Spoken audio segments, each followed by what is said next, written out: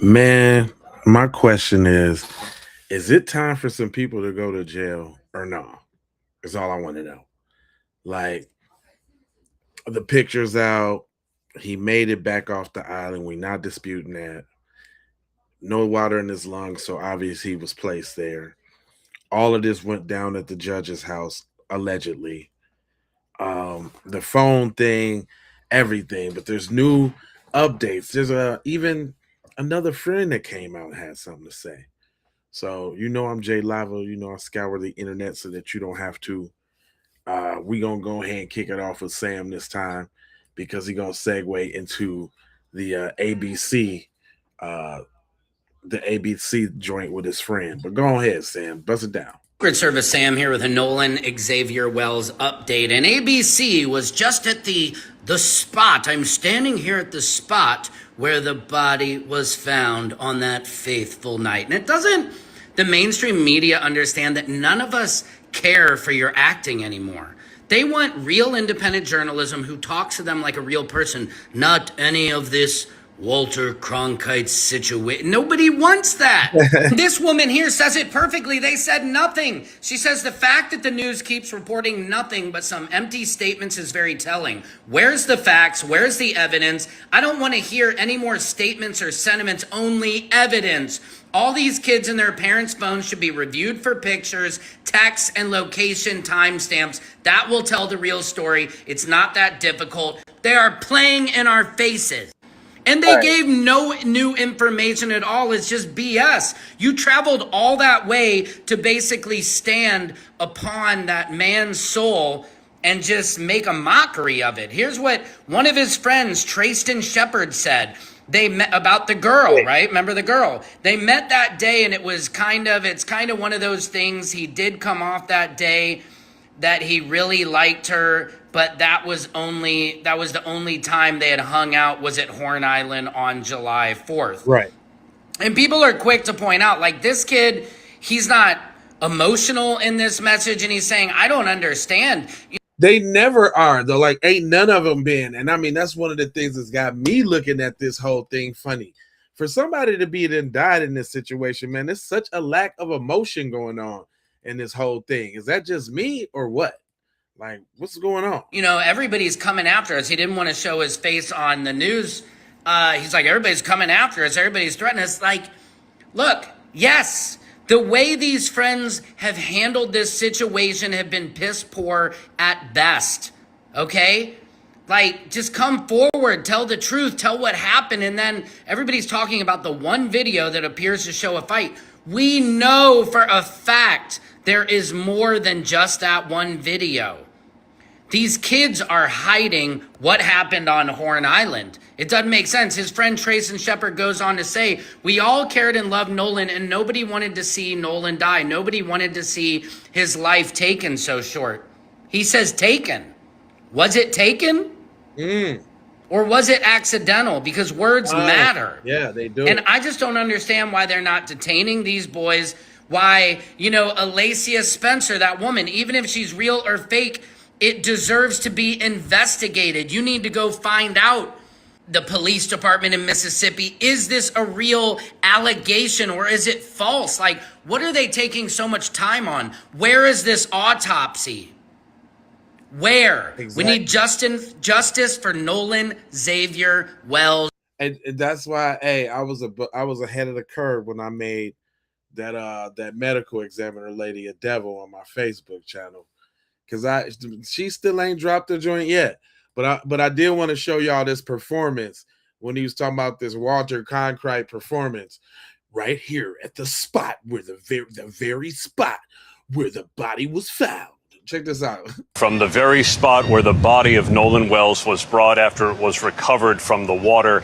And his death, his mysterious death, has truly devastated this community. We're hearing now for the first time, Robin, from an eyewitness, a friend of Wells who was with him on that fateful July 4th boat trip. I just know I've lost my best friend. This morning, a friend of Nolan Wells, who was with the 18-year-old the day he was last seen alive, is sharing what he says happened during a July 4th boat trip to an isolated barrier island off the Mississippi Gulf Coast. Trayston Shepard declined to speak with us on camera because he says he and his friends are getting threats. We did no wrong here, and we don't understand how we're getting so much hate behind it. We all cared and loved Nolan, and nobody wanted to see Nolan die. Nobody wanted to see his life be taken so short. Shepard addressed this viral video that investigators have been studying. Wells's parents worried it showed. How come none of the people that say they was Nolan's friends act like they was really Nolan's friends? Is that what it is these days? Because I mean, how I would have been acting if one of my homeboys, man, is this the new digital age? Is like it's like very nonchalant, no feelings or something? Like what? That's wowing the hell out of me. Their son involved in a confrontation, but Shepard said that's him, not Wells. That's the video I'm referring to. That's me yelling. Shepard says he took a boat back from Horn Island in the late afternoon, but Wells stayed behind with a girl he had met. They met that day, and it was kind of one of those things. It did come off that day that he really did like her, but that was the only time they'd ever hung out was at Horn Island on July 4th. Investigators believe from the... Do we got a get out situation? Is Katie was the bait? Did she string him along? I mean, that's okay. So based on what we know, because we can't say that he was on the island. See, they trying to put him back on the island like he never left. And that sounds like a fake ass paid friend. They trying to put him back on the island like he never left because that picture came out on accident.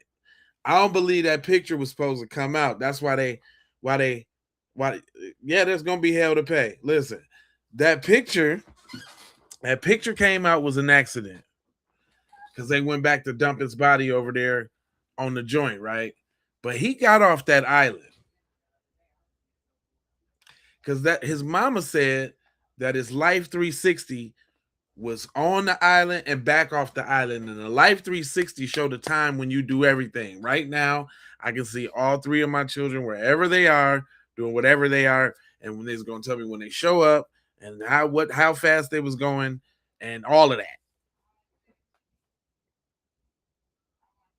And if they like go out of service or something like that, like say for instance, if they went to the island, the phone would show like the last place in the water that it probably has signal. So if like they was moving out to the island, and whenever the signal lost, it'll stay right there until she moved back and go back wherever. But I at least know, oh, she over there on the island. If the joint never moved back, she ain't go nowhere. But anyway, hold on. Let me let him. Oh no, he was done. This I thought was funny.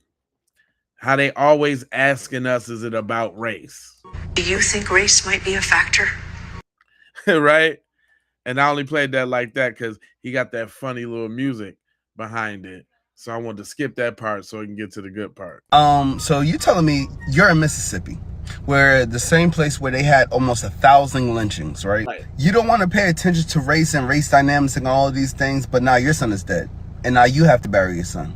Just think about this, right? If I was somebody who was going to rob your house, and I had to have one influence over how I rob your house, and I can tell you one thing, I would probably tell you to leave your door open.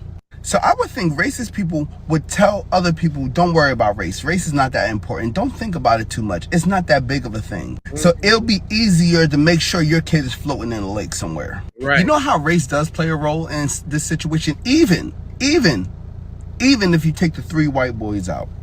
Because if it was 3 black boys that mysteriously went out with a white kid and came back with no white kid, understand they'll be already in the interrogation room. But this the real thing though. I don't know if y'all know, but there's been 3 black people that actually went drowning by the hands of white people on the 4th of July. There was another black man, and there was this little girl. The little girl story is crazy because hold on, let me see if I downloaded the I got somebody that was talking about it. I did want to touch on it for just a second. But yeah, we got a whole another one, man. Like in addition to these two, there's more. And I'm trying to figure out, ain't nobody learned to not let your cheering go with them folks? Like nobody's learning that. Listen to this, y'all. That I'm coming to you with another story of a young black child who drowned while in the custody of white people. Jerry, who was described as a neighbor, took Angelique on a recreational boat ride at nighttime. They left from the Menke Marina, which is in Jerusalem, Ohio, along with a 36-year-old man named Jonathan Chia. They took this child out at 10:30 at night. Less than 15 minutes into this boat ride, Angelique went missing. Apparently, her and Jonathan both went into the water somehow. And Jerry, she swam to shore. She called a friend for a ride, and she never called 911 or notified the mother. After Angelique didn't return, her mother called 911. On July 2nd, Jonathan's body was found by a boat that was passing by. On July 5th, they recovered Angelique's body. And both deaths were just ruled an accidental drowning. When Jerry was arrested on July the 3rd, she was charged with a misdemeanor child endangerment. Wow. Although it was upgraded to a felony, she was released on a $50,000 bond. Damn. And she's pleading not guilty. She made it to shore safely. Never thought to call 911 about this baby. I can't even believe that I'm coming to you with another story of a young... I don't know if y'all knew about that. That's just one I had in the logs as I was doing my scouring here on these said internet. And I'm just like, hey man, come on, man. Come on, man. I got all of these kawinky dinks. It's just mad kawinky dinks, right? Please tell me something different. My guy kind of say it though. Especially like when it comes down to Mississippi and just people in general. And obviously, you know, we don't speak in absolutes, but a vast majority. He might have thought he was one of their own. His parents might have thought that he was in the group. They may think that they're in the group, but you ain't. And that young man wasn't. Because in America, especially in rural, white, southern Mississippi, black people are the others.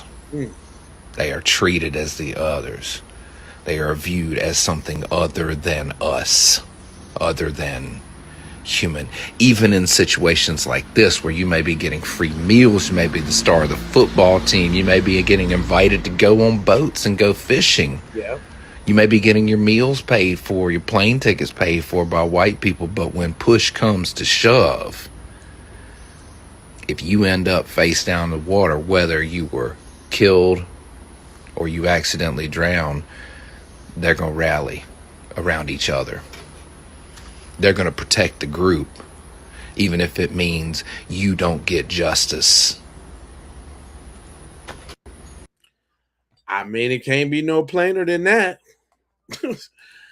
I hate to be the one to break it to you, but it can't be no plainer than that. Sometimes when they just come right on out and say it, you just gotta go on right ahead and listen, because he's telling you the truth. I done watched a couple of his videos and he speaks with such conviction, like he know them folks. Hell, like he participated, like he partaked. You know what I'm saying? I don't know the man personally, but man, did y'all know the judge though? Man, they got the judge, the female, who I told you was narcissistic and was trying to jump in front of the case and trying to help her little son Warren out. You know what I really think is this, y'all. I think that Warren and them did that, you know what I'm saying, and they kind of lied to their mom, and like she don't really know what they did right away, you know what I'm saying? But then after she done found out, like it's all out right now, like she done found out, and then she trying to like remove herself or any involvement. She should have just shut it up. I think it was because of the judge and it was because of the sheriff that were so blatant in the beginning, like him with the ain't no foul play, and then her with the statement right off the bat before the body was even discovered. Well, now that we know in 2020 hindsight, they had the phone and all of that and all of that. I think, man, I think it's a little bit more stranger than the truth is on the fiction side of the game. But this is what they talking about on Ashlee Cole, though. That's the judge's name. There's currently a movement or petition over on Facebook to get Ashlee Cole written up for violations for things she said and done publicly in regard to Nolan Wells in this case. Yeah? Tell me more. So over there on Facebook, someone named By Don is instructing us to take the advice of Jane Tucker. Now, Jane Tucker is a lawyer and friend of Ashlee Cole, who's licensed in the state of Mississippi, and Jane says that we should file a complaint against Ashlee for her clear violations of Article 6, Section 177A of the Mississippi Constitution, the Code of Judicial Conduct, and a Memorandum of Understanding. I scoured, I heard that, and basically the grounds for that is that she's lending her office as credibility when making statements out front as into, ruin any potential further jury selection or anything like that, just right off the bat. Like she should have shut it up. That's how I know she a narcissist and she liked to control stuff, because she jumped the gun too soon. But that's what this statute's about. The link to do so is right here in blue near the bottom of the status. It's www.judicialperformance.ms.gov/filing-complaint. So apparently Jane Turner got wind of what Don was over there doing on Facebook and is trying to retract her statement and take back what she said. If you look at the bottom where it says update, Jane Turner says her comments were taken out of context. Jane told several people before deleting her comments to report this judge. Everyone who called out Ashlee Cole's actions as unethical, she responded with, file a complaint, report her. Now she's saying her friend did nothing wrong. See, Jane thought we would take her comments as a joke. We took it as a call to action, and now we're all filing complaints. I don't know if Jane was joking or not, but I'm filing. Want to file with me? Here's the site again, www.judicialperformance.ms.gov/filing-complaint. Here's the site again, www.judicialperformance.ms.gov/filing-complaint. Here's the site again, www.judicialperformance.ms.gov/filing-complaint. Let's all file complaints together, shall we? I like that. I knew that was coming, and I practiced that a little bit earlier to be able to snap the number back a couple times. Oh, they always trying to control the narrative. You know what's up. You already know what's up. But they didn't expect none of all of this to come through. Now, I think there was another person that just signed on to give some money to the legal fund. If I'm not mistaken, I think was it that comedian dude that outed Bill Cosby? That's who it looked like in the picture that I saw. And, I'm definitely do a side eye to that. But, if that's your redemption to try to get back in the Black community is by spending your paper towards a noble cause, I hear you out. Putting your money where your mouth is. I hear you out. You still under the microscope. You still under the 8 ball. You don't just wash your way back in the Black community. But I hear you.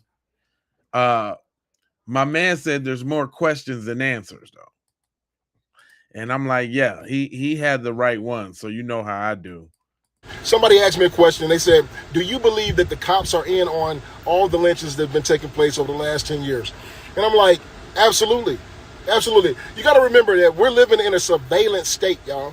like in a surveillance state, meaning that there's cameras everywhere, there's microphones everywhere, there's technology that's recording stuff right now. The things that I'm saying is not only being recorded by my phone, it's probably being recorded by my vehicle and any other system that is around here. And you're telling me that there's no video feed, there's no audio feed, there's nothing showing these lynchings.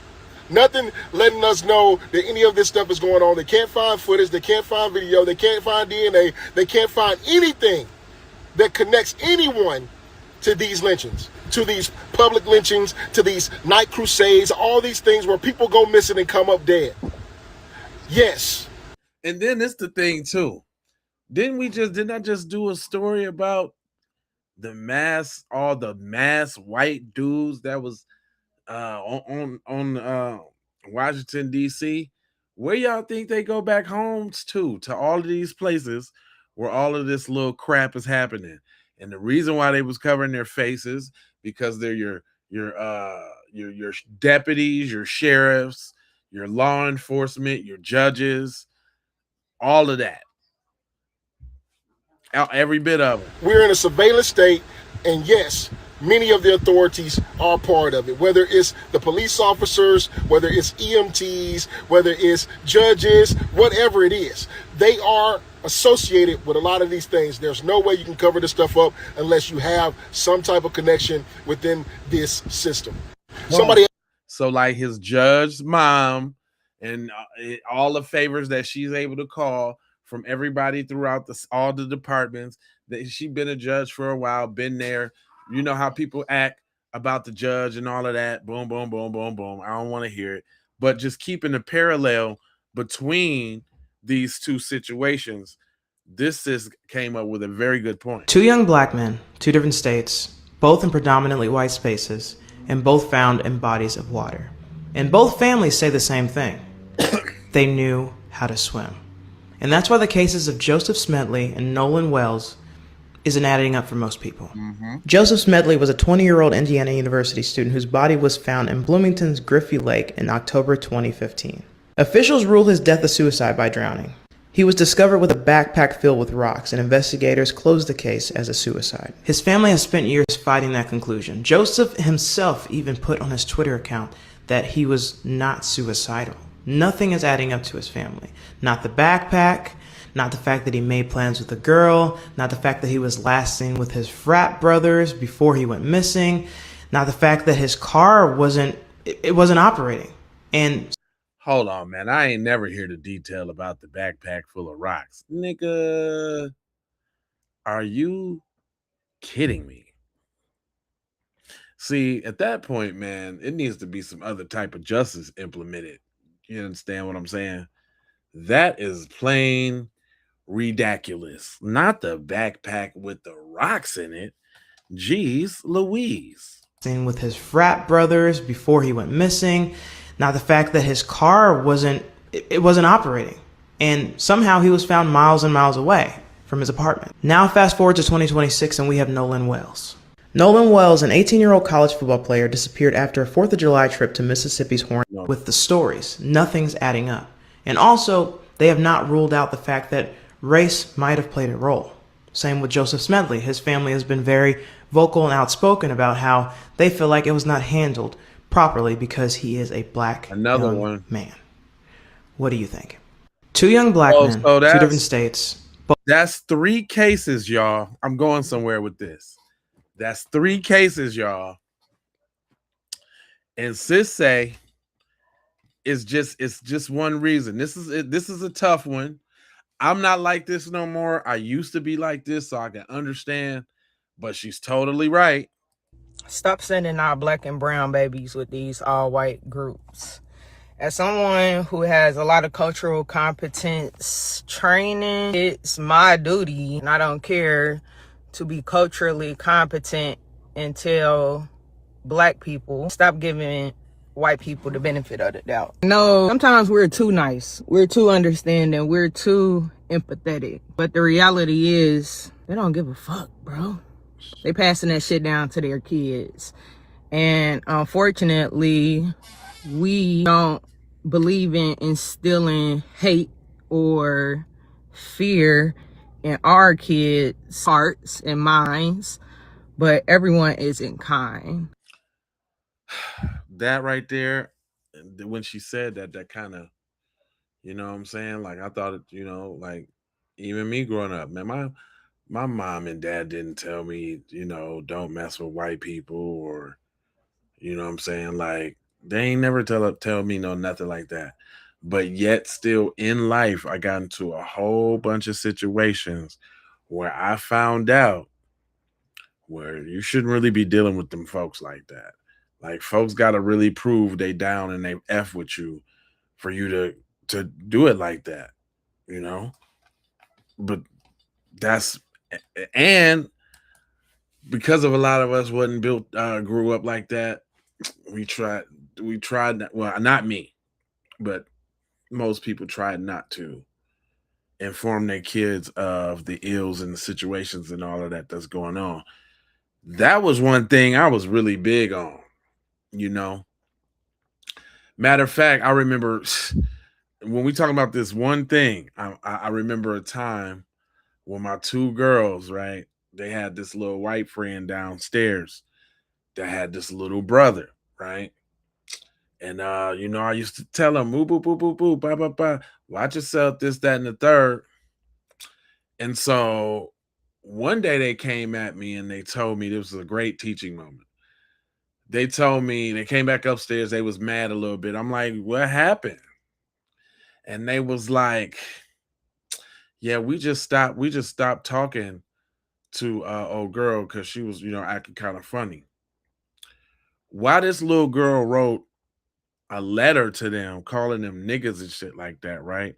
They was kind of hurt and this type of shit after that. And I had to explain to them the whole scenario, because when they went downstairs to go play with her, they would kick it, and then her little brother, you know what I'm saying, be handsy and hitting and doing all of this.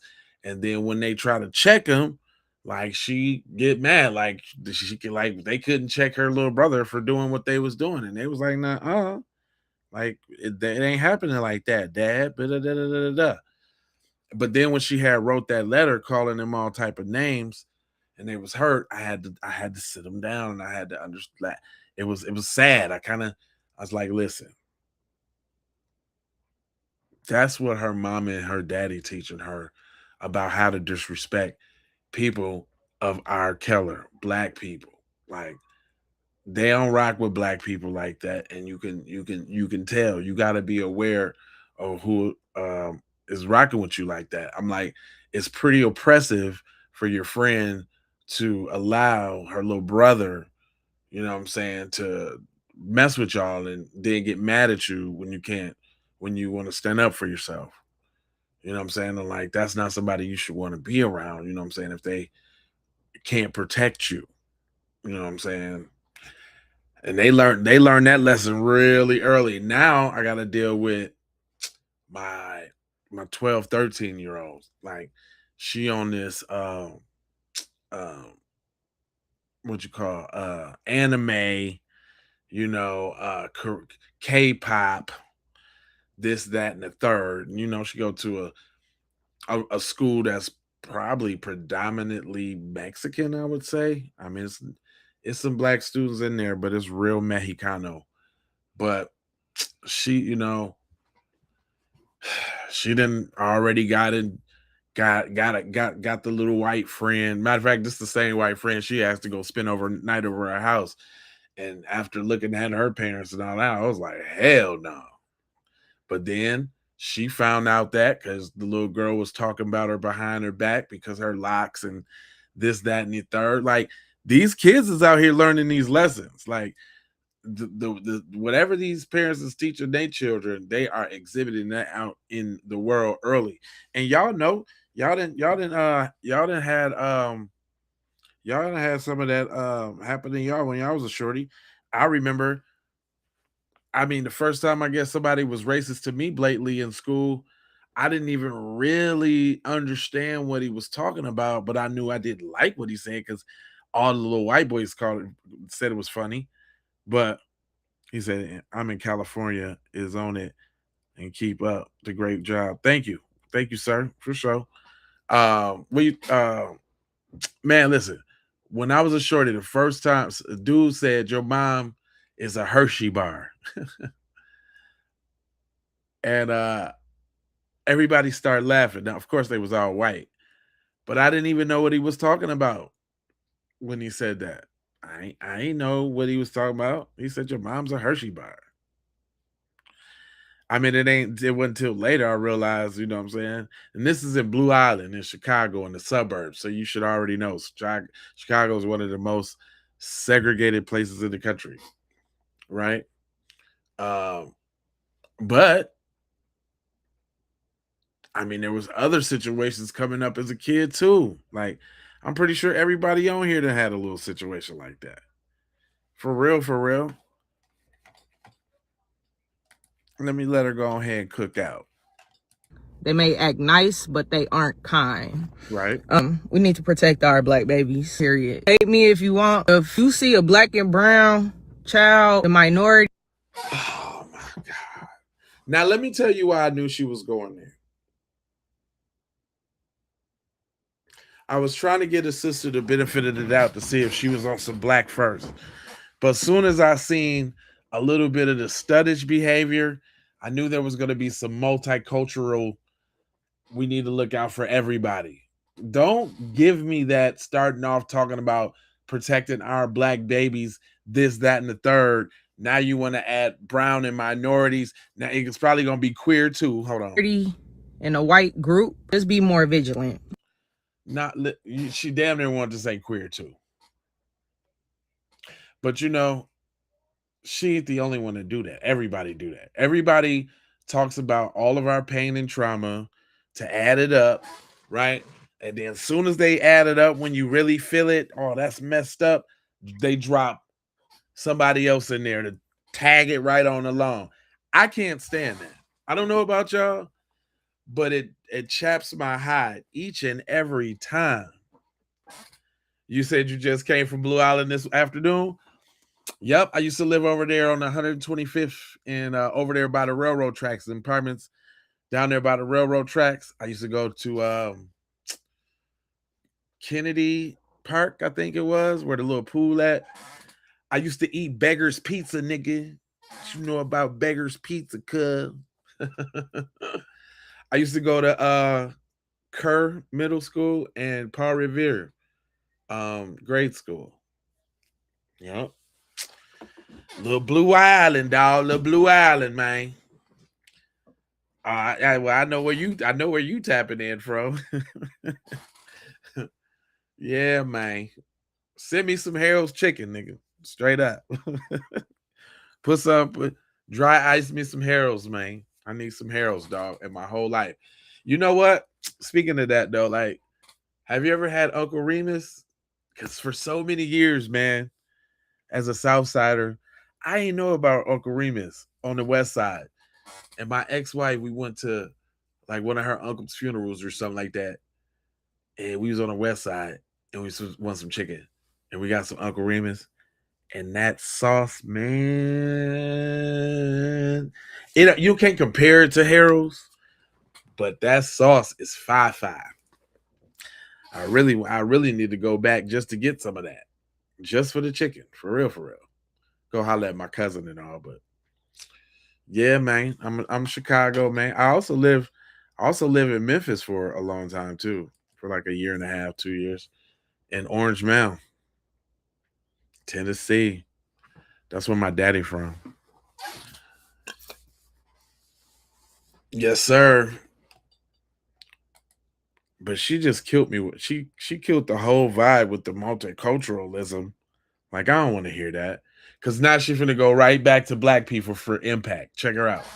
Be more vigilant. Not saying go confront them, ask them if you can. Ask them if they okay, or we have a cultural look where we look at each other and be like, you good? You okay? You know, we got to look out for each other. Well, see, now you're wrong there because everybody does not have that cultural look. Again, I told you she was going to go back to black. Everybody don't got that cultural look because when you look at certain other people, they just got that little grin and keep it pushing. That's all people. They don't speak. because this is insane. This is insane. It's sad, it's heartbreaking, and unfortunately, we still are living in times where we are getting targeted, hung, lynched. Seeing all See, that's what I told you she was gonna go back black. And this is what I said. Those things ain't happening to the other peoples. That's why I don't like when they add them on. Here you go talking about the things that happen specifically for us. I don't need you lending that out. You tripping. Straight up. of these stories that I wasn't aware of ignorantly. And they all involve black people, not people of color, not none of that. It's I can't believe we still getting hung in 2026. And you ain't seen no Mexican nobody get hung at all. They all been black. That's what I'm talking about. And even with this Nolan Wells situation, we know he got a little Asian in there. We don't even know, if the verdict is out on if his dad is FBA or not. I mean, the way he talk, he sound like old country Mississippi nigga. But that could easily be a foreign accent too, because he's super black, and he got our bald head, so we can't check that hairline, right? But nevertheless, black people out here speaking up, because that could easily be one of our sons, and this, that, and the third. Where the Asian people at? Have you thought about that? Have you thought about that? Yeah, Orange Mountain was the first. I went to Melrose. Boy, the first day I showed up at Melrose, dude, coming from Minnesota, like, mixed with white and Hmong, and everybody just mixed. Minnesota's mixed as hell. Man, showing up, I learned real quick about Memphis, my first day in school. My first day in school, for some reason, I had an extra pair of shoes or something that I want to wear for gym. And I went to the office and put my shoes in the office. First day of school. Came back from the first day of school, my shoes. To the office, my shoes was gone. Somebody took my shoes. First day of school. But I ain't never really have more fun in school ever than when I went to school in Memphis, boy. I'm telling you. I was in the band too. All black. Look, the principal, he was a black dude. He was one of them.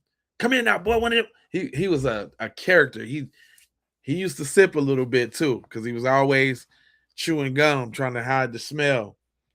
But man, all black teachers, all black. I did have one white teacher, and she taught history, and I hated that fucking class. Talking about Constantine and Constantinople and all of that. And I ain't give a crap about any of that. My science teacher was a black man. That had this other teacher. Oh my God. Ooh wee. That's right. That maroon and gold, fam. You know what I'm talking about? I was in there. My band leader was Mr. Hope. Mr. Hope, boy, man, being in a band in the South, man, practicing every day in the bleachers, the old school niggas sneaking little wine and shit so you can play and warm up and shit. Oh man, it was a time, man. Memphis was a time. It's a very time. Matter of fact, I ain't even been back to Memphis since I was a shorty, man. I ain't been back to Memphis since I was a shorty at all. And I got good family down there. My whole side of the family down there. Cousins, uncles, all that down there. Well, actually, I don't have any uncles left on his side. unfortunately. I had one Uncle Charles, rest in peace, Uncle Charles.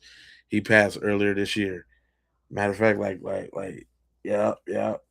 Uncle Charles, the coolest dude you would ever want to meet in your whole lifestyle.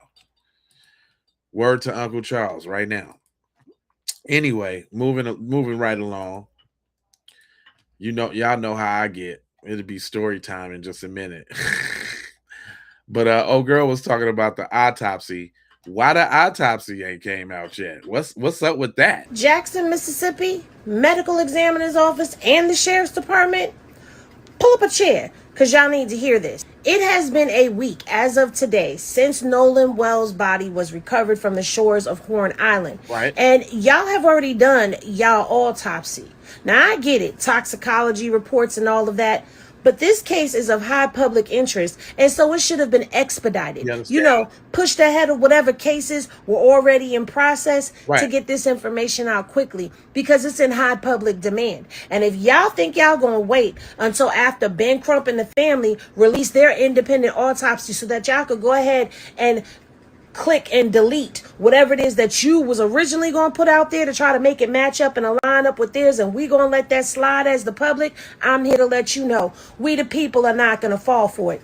Y'all need to drop y'all autopsy report before Ben Crump and the family drop theirs, because we want to see what y'all saw so we can compare notes once they drop theirs, and we can see what's what. Because right now, all of your movements, they're shaky and shady. Y'all think keeping this information out of the public eye is doing some type of justice for the case, and it's not. Sheriff Ledbetter, you out here talking to the Associated Press, telling them that the friends are cooperating, but you can't answer their messages and respond to them when they ask you what you have to say about the family's concerns, because they have real concerns and grievances with the way that this case is being handled. And your mum's the word? Yeah, we watching. We watching, and we ain't going nowhere. We want that autopsy today. If not today, tomorrow. And we want it before Ben Crump and them drop their autopsy on Nolan Wells. You dig what I'm saying? Uh-oh, hold on. I got to stop that. Oh, no. Stop it. I can't have that. Oh, my God. They're going to take your revenue, boy. They're going to give it to James Brown. Oh, no, Lord, I can't have it. Anyway, moving right along. Everybody think it's some BS in the game, right? Everybody think it's 10:30. Now this was I was doing a little deep dive into like some of these friend groups of them and some of the people that swear they know them and that they that they was in a little friend group. This was a phone call. This was a recorded phone call. One that's supposed to be in the friend group. They got the captions on. Wyatt. We got out to the island around like 10:30 and everybody was hanging out, having a good time. And then it came time to leave, and so Wyatt was like, Nolan, get on the boat. Like, come on, we're leaving. And Nolan was talking to that girl, Katie McCormick. Hold on, don't that look like how his hair looked in the photo? And Nolan was talking. That definitely looked like the same person that was in the photo. I'm just saying. That looked like the same. That take the shirt off. That was the same dude in the pool. But go on. To that girl, Katie McCormick, and he was like, "Oh, I'm just gonna go back." I'm like, "Well, TikTok only lets you send 1 minute video." I know. But he was like, "Oh, I'm just gonna go back with Katie. And we'll be right behind y'all. We were all going to the same house, the same place." He was like, "I'll be right behind y'all. Y'all go ahead without me. I'll see y'all. Like, I'm literally gonna be right behind y'all. Whatever." So, Wyatt and all them left because they were like, "Okay, he's just gonna go with Katie, whatever." Well, then everybody got back in, and we were all at Ava's house, and Wyatt was like, "Where's Nolan?" He was like, isn't he coming with Katie and them? And they were like, yeah. And Warren was like, let me call him and ask where he is. Or Warren was like, I have his phone. Like, somebody called Katie and asked where he is. And then they called Katie. They don't even know this. And that's when they found out that that no one ever went with her either. She said that. This sounds like a bunch of bull crap. To me, this sounds like a bunch of bull crap. It sounds like they sound like they trying to cut. They just putting out BS to cover up. You hear what she said? Because at first they wasn't saying Katie's name like that. At first, Katie's name wasn't even in there. Then Katie's name, but Katie said he told me he was going to get back up with them. So now they trying to ping pong and get it. I think this is just all an attempt to get it off the boys, orchestrated by the stepmom. That's my opinion. No one ever went with her, and so no one knows what happened. Like, literally no one knows what happened to him, and it's so fucking heartbreaking. It's sick.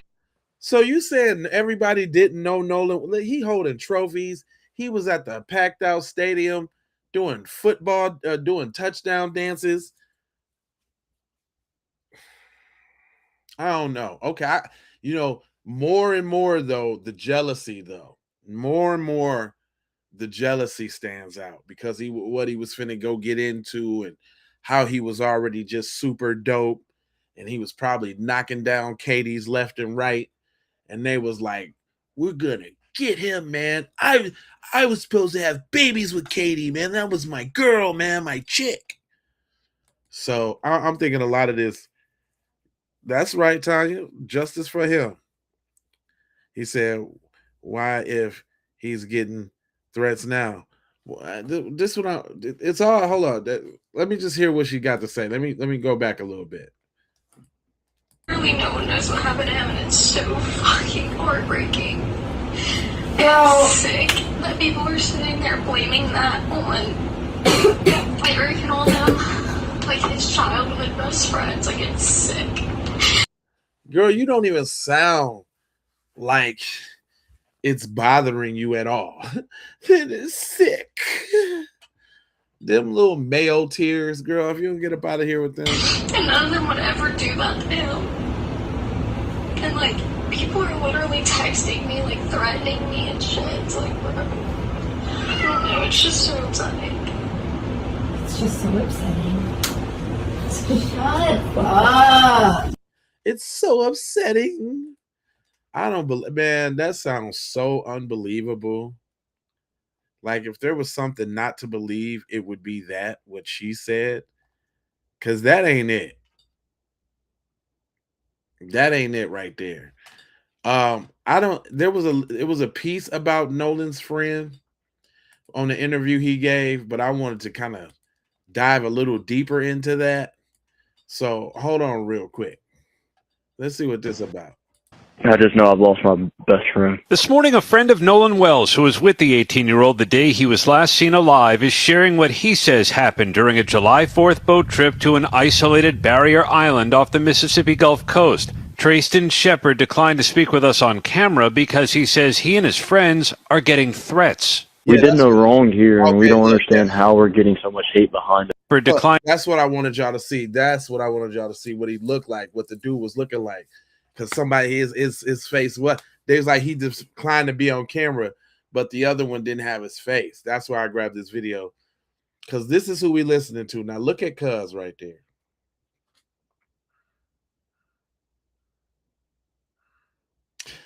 Do you think there's a reason why he might say it's not about race? I'm just saying.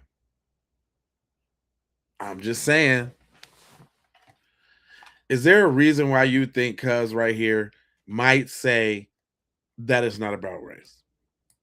I think so. To speak with us on camera because he says he and his friends are getting threats. We did no wrong here, and we don't understand how we're getting so much hate behind it. We all cared and loved Nolan, and nobody wanted to see Nolan die.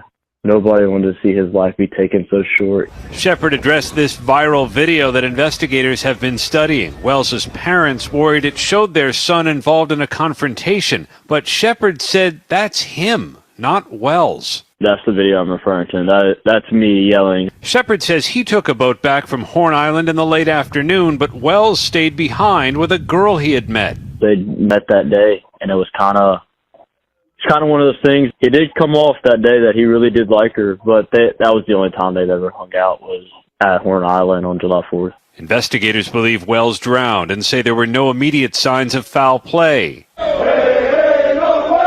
But there is growing frustration in the community, and his parents are skeptical, telling GMA Wells left his phone behind and they tracked it to one of his friends. It was showing everywhere the phone had been, I was like, well, it's showing that he's back on land. The sheriff said the parents have not turned over the phone to investigators. Their lawyers said they will. While the investigation goes on, Trayston Shepard wants the focus on his friend. I want everybody just to relax and let everybody mourn the loss of Nolan, and let us remember him as in the sweet guy. I think everybody needs to let the investigation continue and let the facts be shown.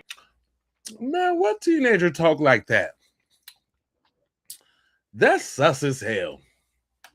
If that don't sound like a scripted statement, I don't know what is. Come on, cuz, what you doing? Huh? What you doing, fam? I think everybody just need to let the investigation and you let the fact. Don't no kids talk like that. College or whatever. Not when your homie done died. All of this rational thought and all of that, I ain't feeling that. That's crazy. Did y'all know that Nolan had big brother? I was gonna play it, man, but he cussed too much, man. He cussed too much, and I be trying to salvage some of my little revies. See, and I hate that, man. I hate that they do black creators like that, man. Well, I got to be cautious on the type of messages I want to put out, because his brother said he headed over there to see what's up, what's popping. Look, he looked like him too a little bit. He looked like him. That's Nolan Wells' big brother. So he say. Last time I put somebody on here said that they was their brother, people was like, he ain't got no damn brother. He got clout Jason. The judge intimidated Shepard and Javon. I would have believed so.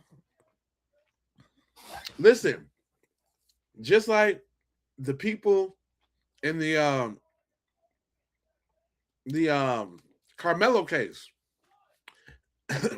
I'm sorry to say, but Carmelo gone. And them the ones that's gonna have to deal with the consequences around there. So I could see why it would be easy for them to flip and dip on Carmelo. Plus he black. It ain't like they held no real true loyalty to him anyway. But I can definitely see the judge lady doing that. All right, screw it, y'all. I'm gonna just play it. I might have to go back and post and cut it out. Because I think he's saying the F word too many times in a row. But they be on it. Dudes that did that shit to my brother, it's cracking. I'm already linking up with somebody that said they was there with him. I'm meeting up with him tonight.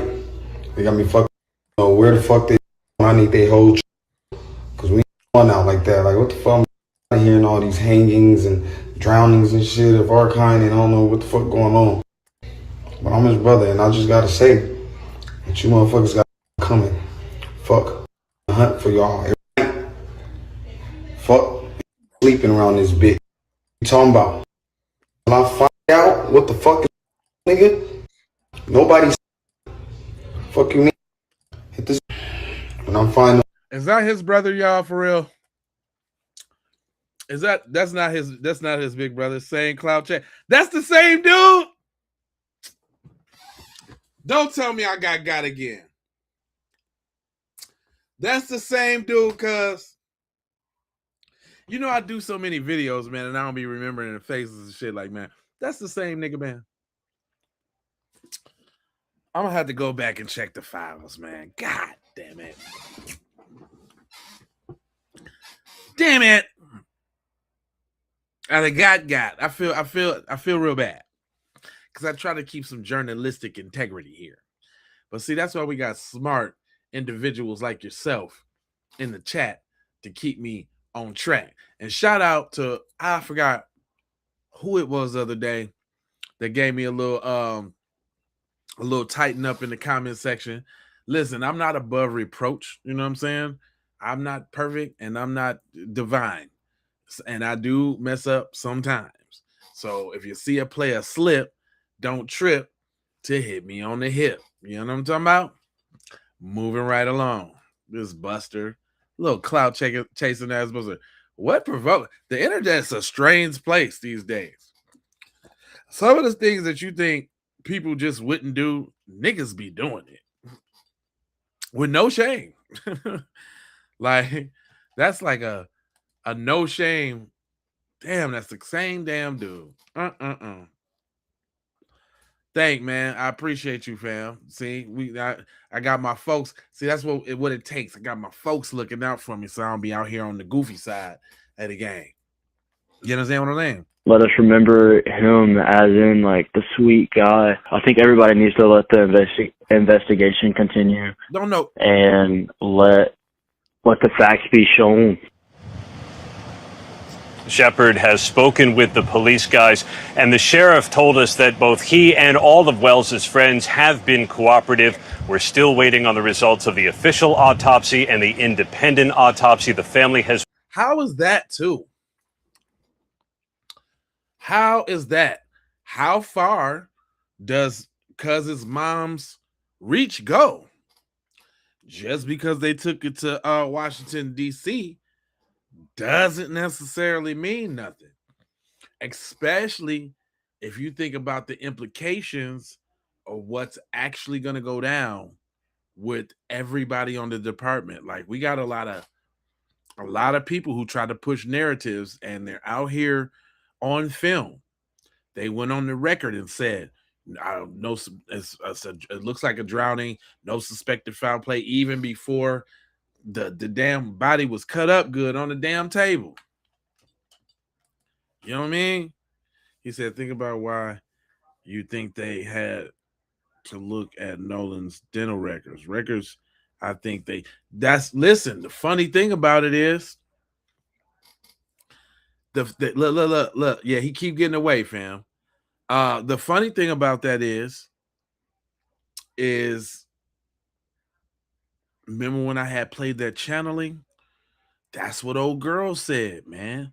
She said that they beat him and they also tinkled on him.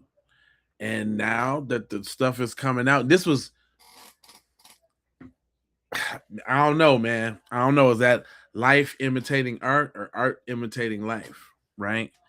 We don't know, but we definitely know it's going to come out because it's all gas, no brakes on this joint. I swear to God, they didn't expect people to come out and do what they did like they did it.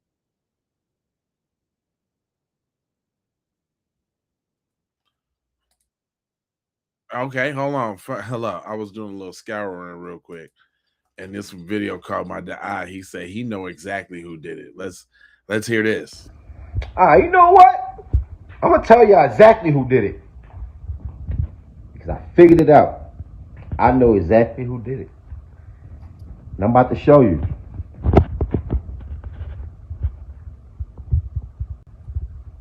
I mean, I'm gonna go with whoever hugging him right now. Who got his arm around his shoulder? Huh? Who that? Huh? Suspect.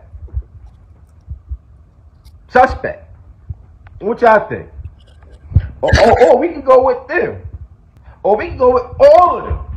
You know? What I'm saying is everybody in the pool need to be questioned. They need to have them in there like Minister Society. So you said that the boat came back at 4:30, right? Yep, we got on the boat and it was taking on water and it started coming. So you said that the boat came back at 4:30, right? That's why we got. You know you're fucked up, don't you? They need to be in there right now on super interrogation station. I don't know why they ain't split up everybody and talked to them already. I don't understand why that didn't happen. He said they was washing the boat between 1 and 3. Exactly. So the timeline that the stepmom is trying to put out, she said they start taking it. Last time they saw Nolan was like 3. They start taking her on water about 4:30. They got towed back to shore, but the boat was on the phone and they didn't know where it was. And I don't know how long it takes to tow a boat. And hold up. Did they get towed in the middle of the water? Was it taking on water? Was it taking on water at the island itself? Like that's a lot of wishy-washy too. Because then we're gonna ask for a boat tow record. Then they say they called the first they didn't say anything about the Coast Guard. Then the Coast Guard said that they remember calling at 11 p.m. If that's true and he was at the party, is that like right when the beating had happened and they had to try to come up with the story? So we gonna call the Coast Guard like he went back out there. But then that also means that they had to hold the body too. They had to hold the body and place it back out there on the lake. Did the body ever leave the boat? And then when on the cleaning of the boat, was they doing the Dexter, like wrapping cuz up in the plastic? That don't even make. See, hold on now. Okay, hold up. If the body was beat up from the party with a stick or whatever, then that would explain them cleaning the boat early in the morning, right? Because we got between 11, they say this party happened, right? 11, they say this party happened, and let's say they was cleaning the boat at 3:00 in the morning. So we got 12, 1, 2, 3. So obviously it don't take that long to get on the boat and go back out to the island. Because if so, they did it at night, which is not hard with navigating equipment. Like if you got the little GPS thing on your boat, it'll show you where you at and where to land. And you can go right out there. But so they beat him up at the party. A lot of blood, I guess, right? But okay. So but then how he was on land and the parents went out there and didn't see him. And then the Coast Guard come and then all of a sudden see him. Because we know he wasn't waterlogged because it didn't show in his hands like it, like they say waterlogged is like when if you sit in the bathtub too long or whatever. That obviously wasn't the case.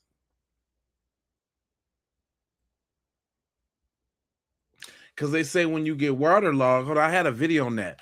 They say when you get waterlogged, you sink to the bottom, and then the only thing that bring you up is your gases, but that takes 48 hours. He wasn't out there that long. You see? He wasn't out there that long for all of that to be taking place and to be going down. You see?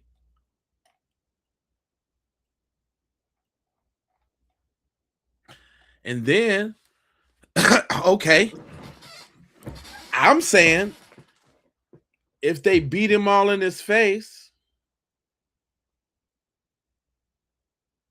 well, that's assuming that he had facial recognition on the joint.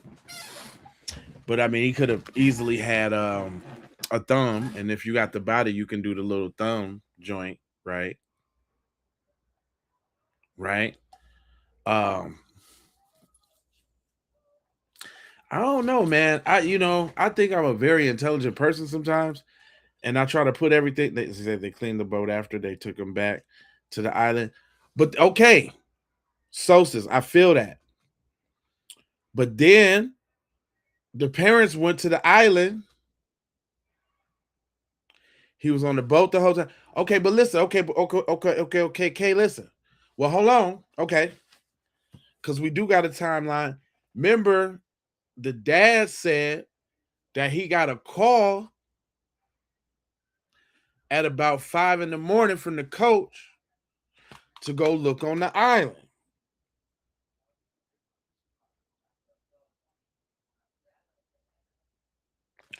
So if they was cleaning the boat approximately at 3 p.m., then the body was out there. Now, did they walk the whole 10 miles on the island?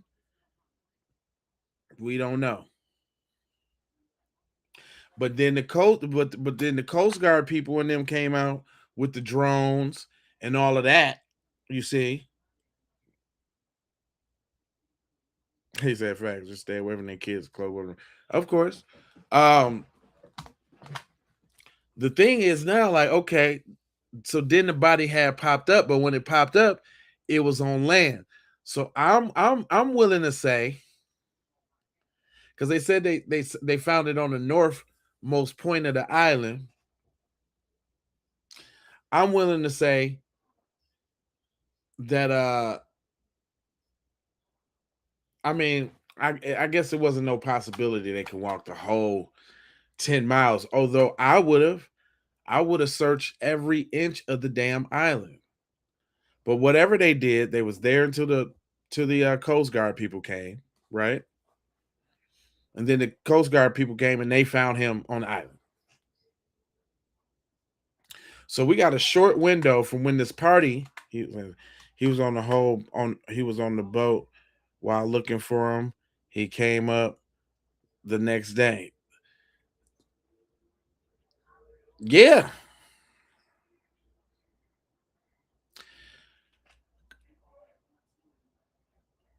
Yeah. It was like about because didn't they found him on the 6th or the 5th? I thought they found him the 5th in the morning, like the very next morning, because all of this had happened on the 4th during the day on Saturday. And no, I forgot, because there was a big little thing and we was waiting for him to be found. And no, I'm sorry, I forgot about that part. There was a big thing and it was like, yeah, okay. And so that next morning, because I think I hadn't even played the video, it was that next morning. I was on the video. I was on the live when it happened. Then I had played the little excerpt from the people with him being found and all of that. Okay. So it was a little gap between them. So I guess it's just safe to say they did the little dump that night. The parents had got there that morning early. I mean, just because he got the call at 5 a.m. don't mean that they got out there at 5 a.m. It took them some while to get to the crib and on a boat, and from out the bay down to the joint, which is 10 miles away. See, that's another thing too. They found him on the 6th. Okay, great.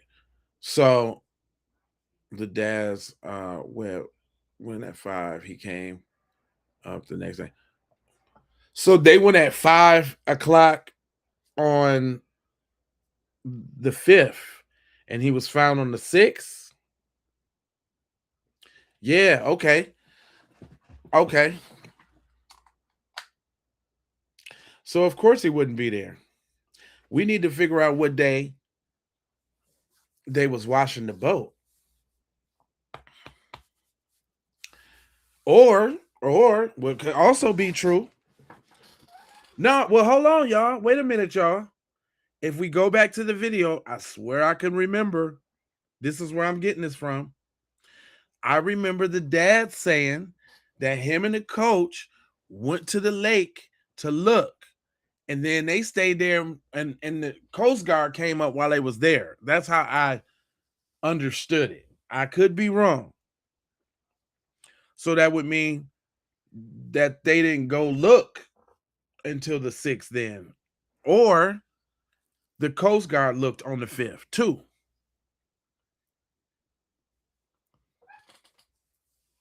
Nah, because I remember a gap in between us finding out and everything like that and him missing. That had to be at least a day because all the stories came out on the day, right? If they left around 5 a.m., they had good sunlight. Yeah. That's what I'm saying. And that was from that one interview. Hold on. We finna have to go. We got to go back to that interview. That video and I'm just going based off what the parents said, right? Because who obviously we can't really listen to the media like that because they're not forthcoming with everything that needs to be said like it needs to be said, obviously. So I'm just basing that off what I heard the parents utter about the situation, because they dropped, it seemed like every different interview they dropped a little bit more jewels than the last, because for a long time we didn't even know that Wyatt was the one that had the cell phone. I'm sorry, Wyatt had the keys. We still don't know who had the cell phone. We still don't know. Hold on, I'm just going back of a couple of my episode videos so I can get the parents' interview, because I want to hear the parents speak again. I know that was a couple videos back. Hold on, give me a few seconds, guys. Give me just a couple takes, because now I really have to hear the interview. And I'm talking about the one with I think that was the one where they was sitting on the joint with Michael Strahan. I could just search for it. No, I can just search for it real quick. Hold on, y'all, real quick. I want to do the one with Michael Strahan.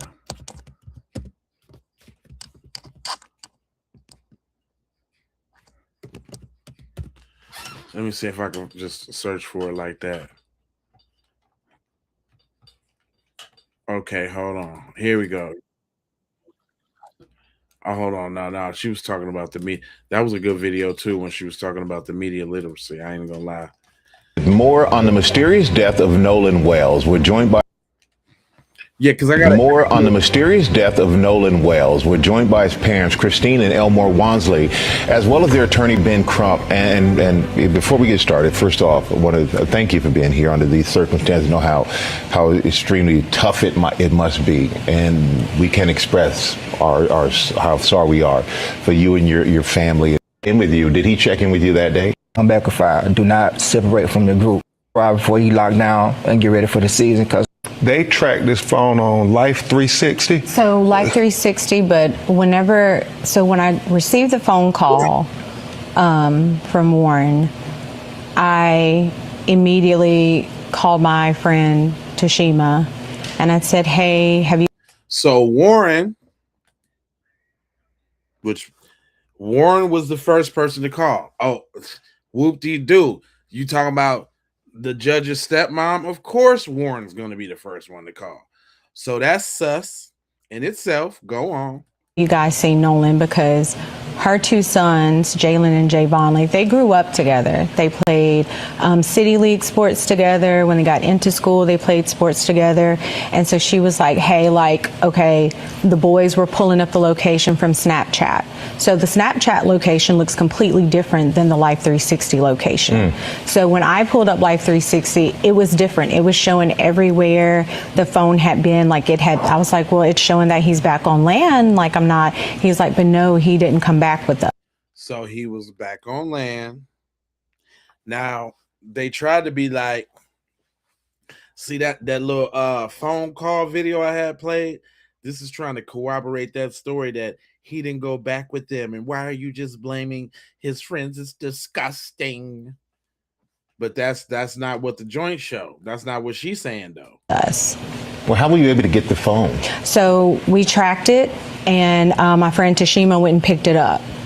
It wasn't like they said we got his phone. They tracked it, and that.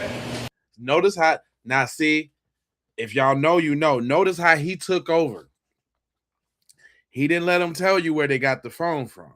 See, we still don't know where they got the phone from. We know that the keys is at Wyatt's though, because they said that in the other interview. But notice, soon as they start talking about that phone, let me take that over. And he was real. He ain't no fool. This dude ain't no fool. He's a lawyer. Let's not forget, words matter. We got his phone. They tracked it, and that highlights all these contradictions, Mike. See how he masterfully changed the subject. That was change the subject 101. That was masterful. And my friend Tashima went and picked it up. It wasn't. See, he like, my friend wouldn't pretend, and before you say anything, ma'am, I got this. Like they said, we got his phone. They tracked it, and that highlights all these See, we got their phone. They tracked it, and that highlights. You know what I'm saying? See, another thing too, though. He a smart dude. You know what I'm saying? Don't think he ain't consulting with some smart people on tactics and ways, you know what I'm saying, to make it play out. Who knows? That little photograph, right? Could have been AI or something like that, or woo, to make them folks be like, no, it wasn't like that. This is what happened. He said, notice that none of his friends' family is trying to support them, knowing that their child was responsible for leaving him behind. Exactly. Yeah, right. No accountability. That's a very good point, T. No accountability. You're absolutely right. But then that's because CT, like you and me and everybody else, we come up under different codes, man. We like cut from a different cloth in that area. It is normal for us to be like, when you go somewhere with somebody, you come back with somebody. They cutthroat as hell. They ain't on the same page like that. They not even on that like that. But I want to see. I'm gonna actually watch both details because I want to make sure I hear what I want to hear. Contradictions, Michael. The fact that they said Nolan was talking to a young woman and she said that he said, I'm going back to get on the boat with the boys. The boys said that he said he was going to stay with her. And so that's an obvious contradiction. And then this. And look, it's either one or the two that is true. And I'm saying he didn't go back with the girl because if he went back with the girl, her as a judge would just be silent and let it play out because they ain't have nothing to do with it. Or no, if Nolan was my love, we all cared enough, then y'all would be trying to find out who the girl is. Y'all would be all on the internet. Y'all wouldn't have got your page. See, that's another thing. Bring it on back. They closed their pages down. Like we just supposed to skip over that. I think that was the next day they said, well, actually, to be honest, they didn't really necessarily give a timeline to the keys. But this is what I'm saying, though. If they were responsible, like Tyrone said, for leaving them there, then they still should be on social media in groups, you know, trying to find out who the girl, if they didn't know who he was, trying to ask for some information, trying to assist in any way possible for getting justice for your friend. But that didn't happen. The only reason you would lawyer up and close your social media and all of that is if you got forehand knowledge of what could happen in said situation and you know how to prevent it. Only the person that knows how to prevent it, which would be a judge who sees hundreds upon hundreds of these same cases all the time. Who would have more knowledge about this than a judge? That's why when I played the judge yesterday, he like, man, folks should have been in jail off the stolen phone alone. At least some questioning, at least some 72-hour hold or something. Video of this, you can hear an argument going. Look how he jumped right up. I'm telling y'all, it's something. I'm thinking Warren and them had the phone.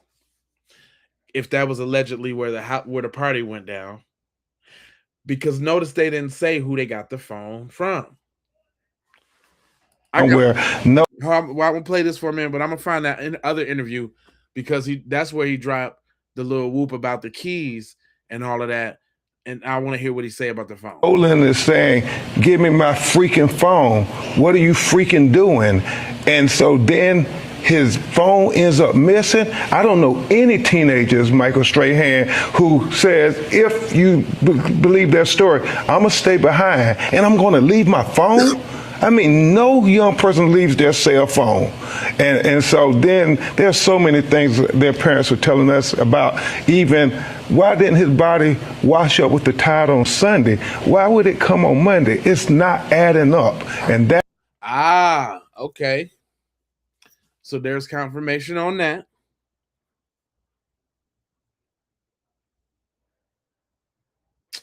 So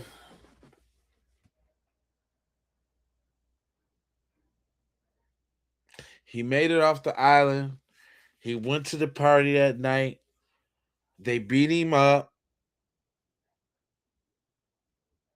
They couldn't have.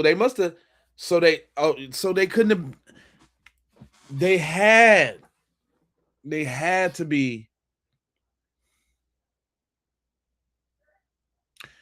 to be washing the boat on Sunday night then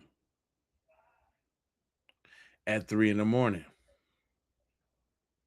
Right, hold on. Let me get some more of that. That is the problem when you think about the history of Mississippi. Yeah, so there's so many questions that need to be answered.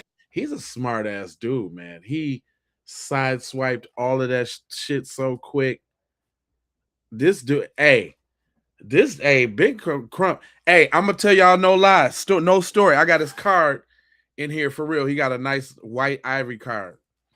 But one day I'm doing Uber and shit, right? And I pull up to this one hotel, and then I go in the hotel, and I was dropping off somebody or some. How did I have my daughter in the car? Oh, okay. I was doing it had to be. I was doing Uber Eats. My daughter was in the car, and I had dropped off some food at this thing, and then this like dude was like, "What's up, brother? How you doing?" I was like, "Oh, that's Ben Crump right there." Like, yeah, like, what's up? He's like, "Is you the ride?" I'm like, "Yeah, I'm the ride."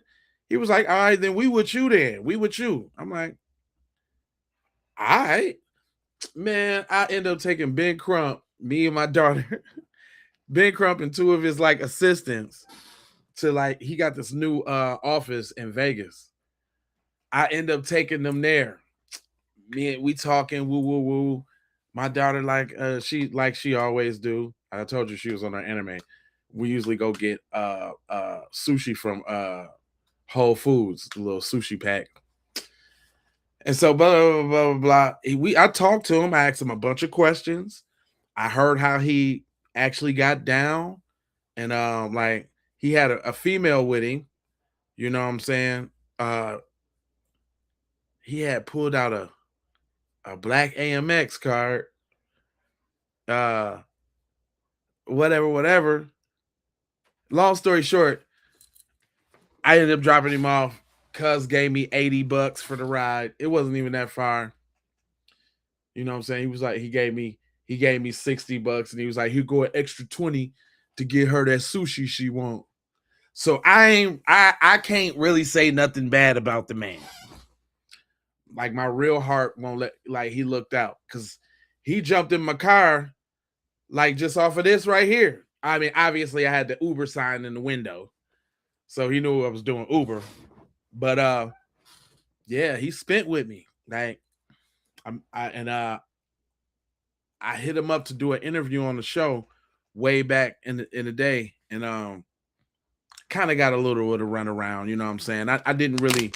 I was a little prideful, and I didn't really follow up or beg like maybe I should have, or a civil rights attorney that got a lot of cases. That's a lawyer, but that I actually got experience with Cuz. So you know what I'm saying? Like to me, when even and like I heard him talking loosely about some business, so to speak.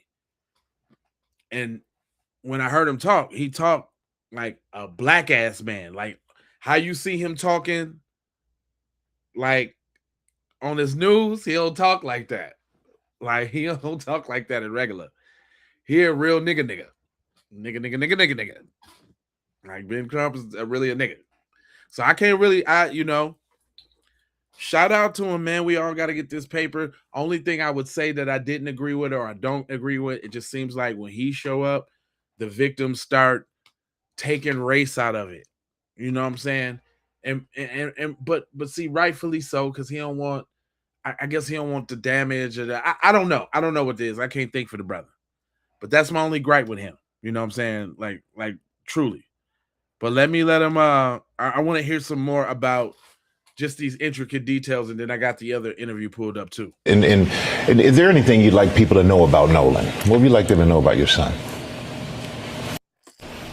To feel left out, have to be careful. And he wanted to, I was looking forward to both of them having. Because there's an issue of That's suspicious, Michael. you know. Like that can't be like. Look how when they answer questions, he be ready to jump in, boy. He be like, hey, don't shut up now. Don't say nothing. Side of the home, and Attorney Crump, where do we go from here? What's next? Well, Chat and kept save videos, and even my sister was like, yeah, that's suspicious, Michael, you know. we having an independent autopsy done at the behest. Yeah, okay. Yeah, no. They ain't say too much in that interview that I wanted to get to this one. This is the one. And we go back out to the car. One of the guys that I got out the house with me. Nah, that one don't even sound good. Hold on, somebody was trying to record that on their Nokia. One of them recorded that on a hold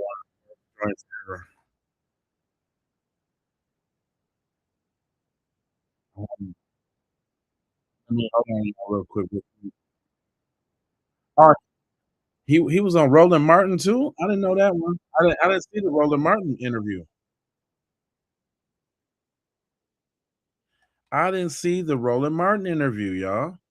Did either one of y'all catch the Roland Martin interview? All right, come on, let's watch it. Oh no, you know what? Roland Martin be on. You know what? We can't play it, but I don't think I can show the actual video because Roland Martin be on some. Especially if he look and see that it's a B1 channel, he gonna definitely copyright strike it because he do it to Professor Black Truth all the time. Hold on real quick. He was on Roland Martin. Let me see what he was talking about on the Roland. I'm gonna have to put up a picture, and y'all, we just gonna have to listen to the audio on this one. Hold on real quick. I'm gonna put up this one, the one I just made, because I think the thumbnail is pretty dope. Time's up, mother sucker. This the new thumbnail. Oh no, I put it in the wrong spot. Hold on, y'all. Time's up, mother sucker. All right, here we go. Just trying to let this image upload because I need to cover the screen because when you're dealing with Roland Martin, man, it's all bad. Hey, we just use this one because that was taking too long to go. Oh, there we go. Now I want to work. See, notice I put the jail cells. I put all of them little devils behind bars. But I'm a play it. Y'all can still hear it, but we just can't see it. Continue to seek answers into the mysterious death of Nolan Wells, the 18-year-old African-American who was found dead in Mississippi after he went out boating with a group of white friends on July 4th.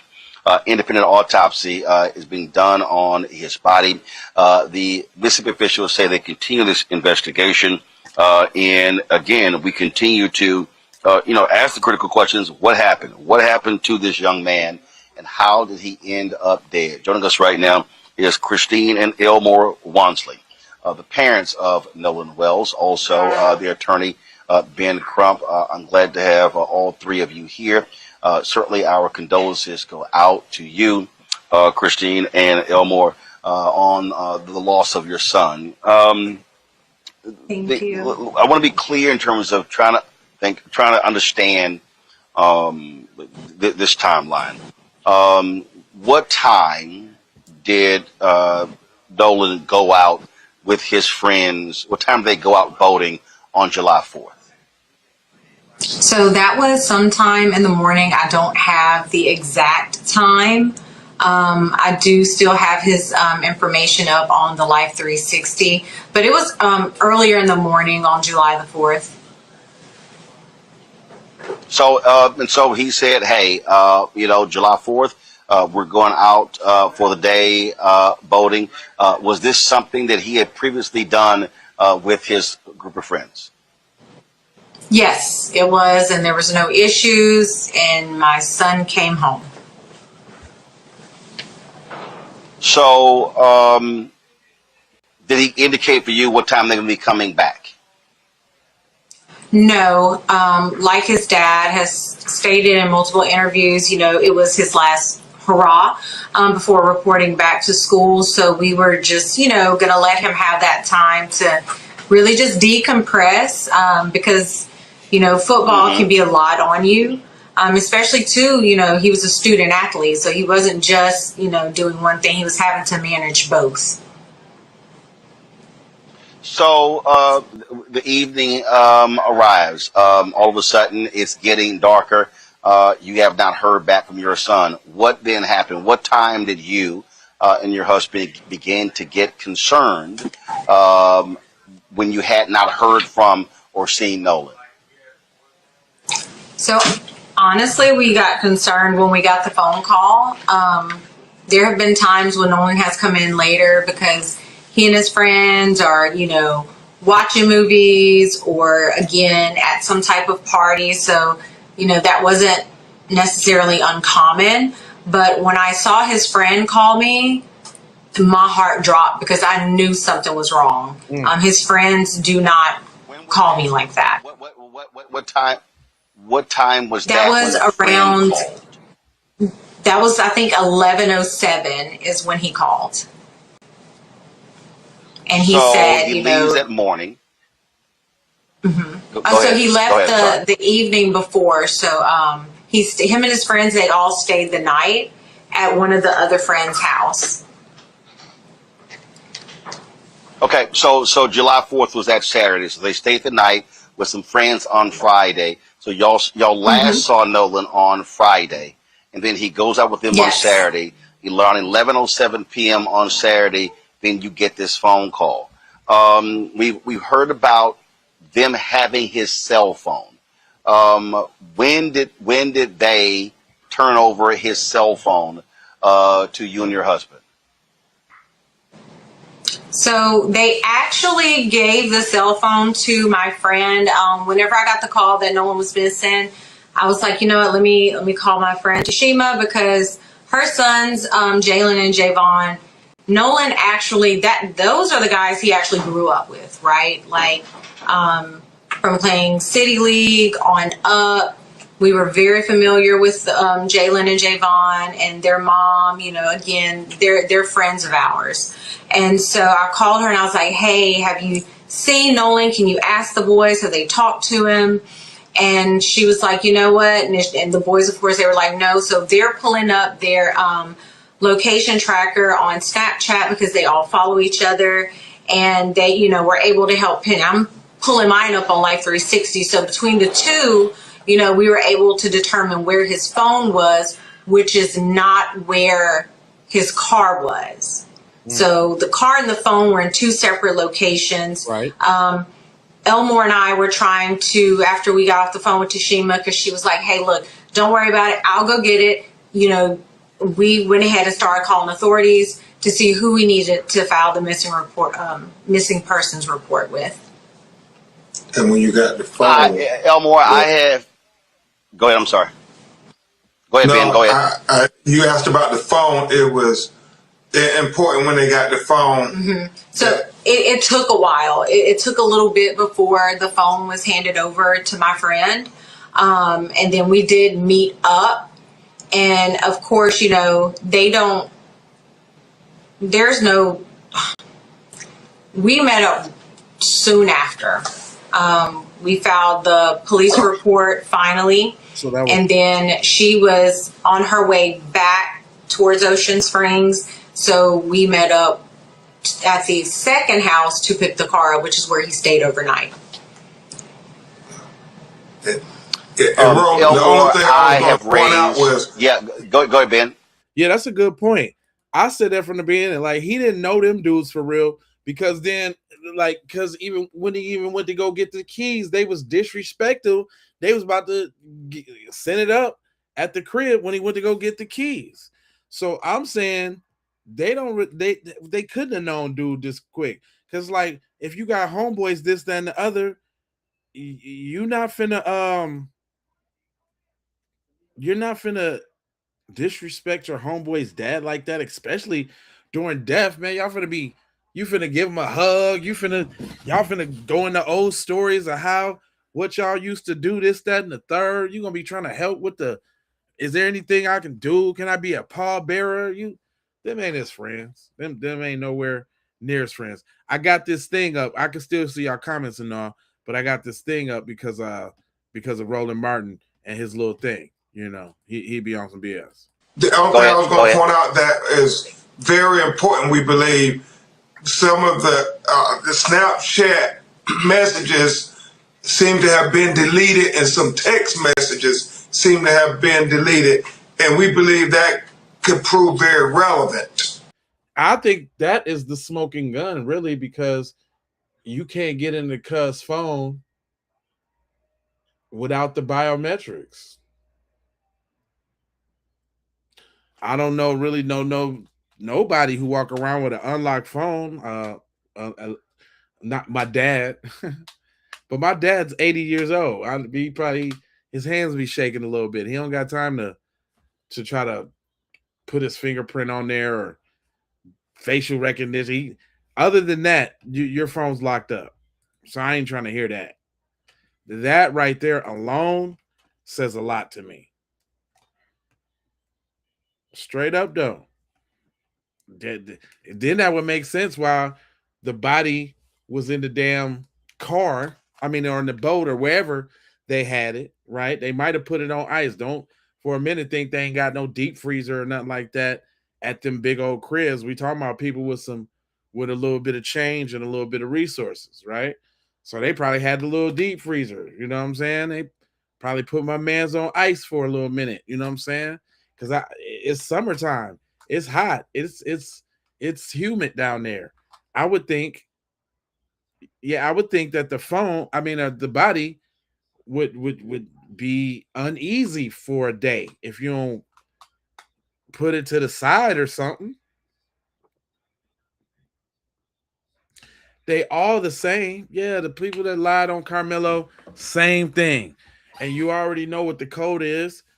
They gonna give each other the same immunity from law that they want from each other.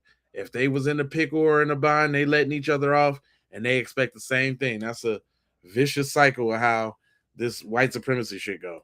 But go on. Elmore, I've raised 6 nieces, and first got nieces when they were as early as a year and a half, and raised them all the way through. They were even now my twin nieces, and they're 22 years old. Right. I don't know many kids today who they're never without these. And did that cause you suspicion that, and when you think about your son, was his phone always with him? Was he always on his phone? Was he always using his phone? Yes. You talked about, Christine, you talked about the life tracker. I would assume, just like my nieces, his hand was attached to the phone. At all times? Yes. All the time. His hand was attached to his phone all the time. His hand and his phone was always in my face messing with me. So he wouldn't go nowhere without that phone. He wouldn't give someone else his phone and go off a whole nother way. It just wasn't in his character. We didn't raise him like that. For him to not stay with the people that he came with. We taught him that, like, if you go with someone, you stay with them. You go with them, you leave with them. You don't go off. You don't go off. You don't split from the group chasing a girl. There's girls back where you at. There's girls everywhere. So she's not the only one. You can find another girl. So I constantly drilled in his head to always stay with the group. Always just be mindful of your surroundings. And you know, all of the kids, really. I constantly had those conversations with him until it's like I could tell he was getting tired of Dad, you're nagging, but I kept saying, son, one day you're gonna thank me for me nagging you like this, because you're gonna say, you know, Dad was right. And when that day comes, I want you to pick that same phone up and call me and tell me I'm right. Hey, now, all right, from him talking like that, because I ain't never heard him talking like that. He sound like a straight up FBA dad. And it sound like, it sound like he gave him a little knowledge. That's what I'm saying. It sounding a little different now. It's not sounding like like this boy was oblivious.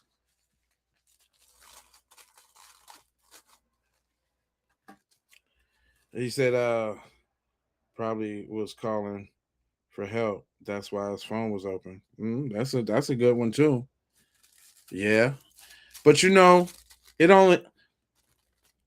that's kind of a stretch too.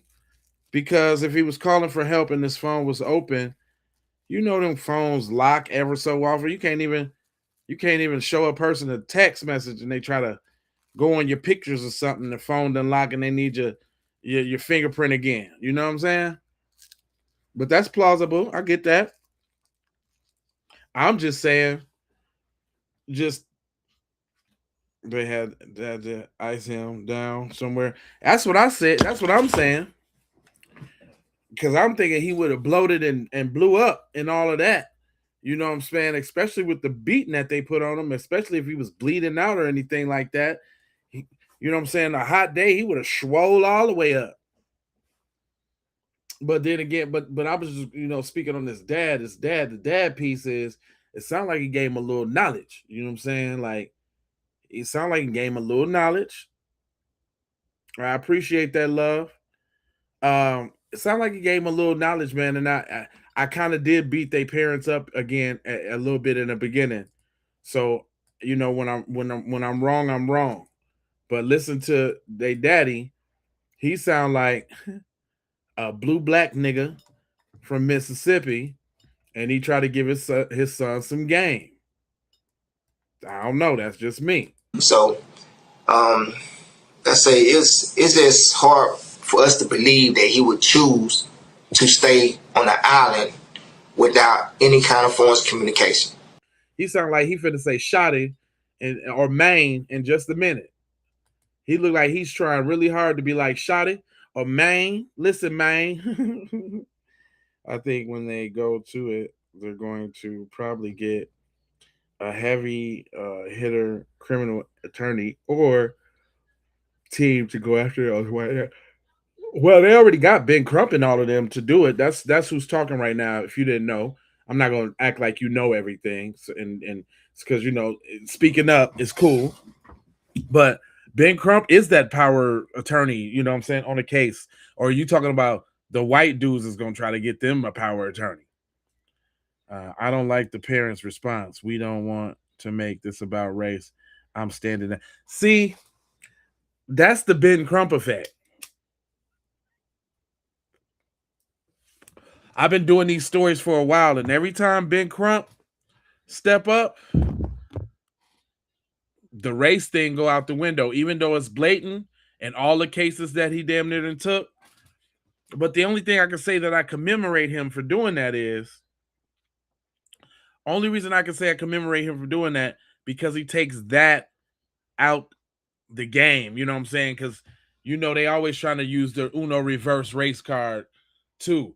So he doesn't allow, them, what I'm saying? I think his strategy is to keep it neutral, so that even decent people, what I'm saying, to come to the right conclusion. That's just my thought about it. I think it's strategic. Do I like it? No. But I think it's strategic why he do that. And see, that's the thing that jumps out at me. Again, knowing how young folks are today, if he's trying so hard not to stutter, oh roly poly, because that was sit right with me. This boy is trying hard as hell. If he says, "Okay, I'm gonna go with somebody else," they don't leave this. They don't hey, be sure, give me my bag, make sure I have my phone, and being that's what immediately jumps out, that he's separated from his phone. It takes so long for his parents to be notified, and then when you said it appears as if some items have been deleted, obviously people don't realize text messages cannot be deleted permanently. Have you already communicated with the cell phone company to be able to pull those records?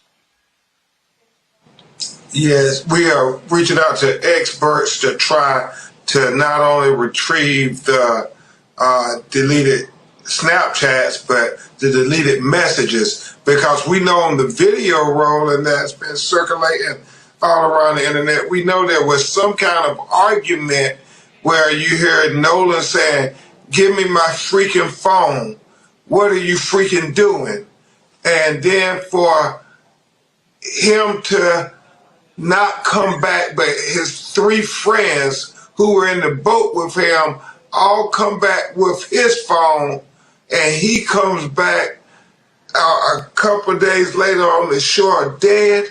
It doesn't add up, and it makes it hard for the sheriff to say, "Well, there's no foul play that we found." Well, that's foul play there. When you're talking about an argument over a phone, and then they take his phone and leave him on an island, it makes you scratch your head and say, this isn't adding up.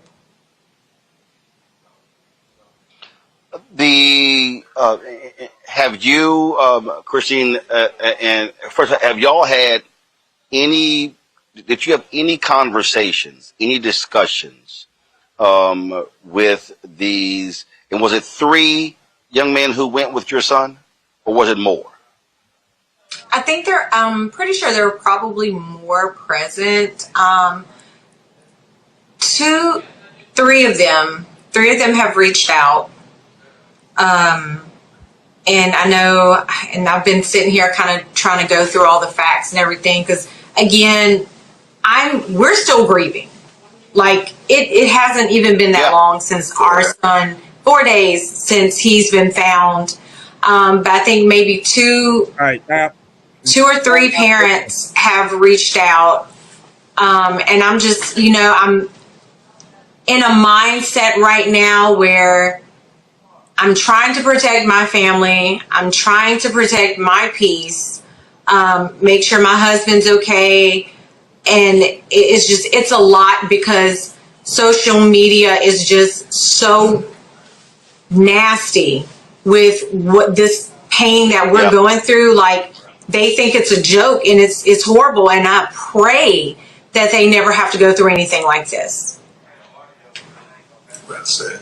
Unfortunately, and Ben knows this, I've had to interview far too many of his clients. I always say this is a fraternity or sorority that no one wants to be a member of. Absolutely. What is so difficult here again is sort of like there's this fog, if you will, when you said that they've reached out. The only explanation given was that, and did it come from his friends that he just decided to stay? That was it? They didn't convey anything else? Yes, that was it. They said that that he wanted to stay and hang out with this girl named Katie. And also, and this was the initial conversation, me being alerted to him being missing. It was, oh, well, Katie's also missing, but we don't know who she is. Like, that was our first time kind of seeing her type of thing. So then when I'm going to social media, wow, I'm coming from a place with information that was given to me by people that were there. Ben, and you mentioned the video circulating. That appeared to be a lot of boats in that area, and they were shooting video. In terms of this investigation, are you troubled by the lack of urgency that you're hearing from this sheriff, who's just sort of being somewhat nonchalant about what took place with Nolan Wells 4 days ago? Because he's a devil. Or 6 days ago, if you will. Yeah. Roland, we're very concerned because from the very beginning, his response was that, well, we don't think it was foul play. Well, how do you know? You haven't even investigated anything. Right. And that video certainly makes you think that there's something that doesn't pass the smell test. And the fact that you have the young lady who said that Nolan said he was going to get back on the boat with the boys. And then the boys said, no, Nolan told them that he was going to stay with the girl. Which one is it? Somebody must not be telling the truth. And again, we cannot overstate it enough. What 18-year-old teenager says, I'm going to stay behind on the island and don't ask for their cell phone? Well, especially when you look at the map that shows the distance this island from from where they came from. I do want to ask Christine, her husband, is here. So the photos that we've been showing, were those photos taken on that day, or was it a previous boating trip? We think on that day. That was taken on that day, specifically the one with all three of them. Whenever I had made the post asking for information, there was a young girl who reached out to me and she said, hey, Miss Christine, I know that in the report it's stating that he had black shorts on, but she was like, he actually had blue shorts. And those are two very different colors. Like, you can't get those two confused. And so what she did is she's like, I'm going to send you these pictures to show you, so, I could use to show everybody, like, this is actually the color of the shorts he was wearing. Okay. Because she was concerned too So they had sent those photos to her, or have they? No, these are pictures that she took. No, she took the pictures. Okay, so she was. Yeah, she took those herself and she sent them to me. She was out there. Yeah, she was out there. Got it. Obviously, it has been 4 days since your son's body was found, 7 days since you last saw him. Are you concerned with the pace of this investigation? I would also ask Ben. I mean, do you believe? I mean, initial reports saying that the young men have been questioned. No one obviously has been taken into custody. Any thoughts and concerns about that? The pace of this investigation. That here we are, is 4 days later, and there still are so many unanswered basic questions. Right. Yeah, I know the family is very concerned. That's why they wanted an independent autopsy done, Roland Martin, and so the body was flown from Mississippi to Washington, D.C., because they want to have a doctor do an exam of his body that had no connections, no influence from the law officials in the state of Mississippi, because it's inescapable that, you know, Roland, had the roles been reversed and you had 3 young black men and a young white man on a boat, and the white man dies or is killed, you will see a completely different investigation, Roland Martin. Hell yeah. I mean, especially, and you got his cell phone, and you back on the island, and you leave him on the island. I mean, it's so many things that says you all are not doing a zealous investigation on behalf of the family of Nolan Wells.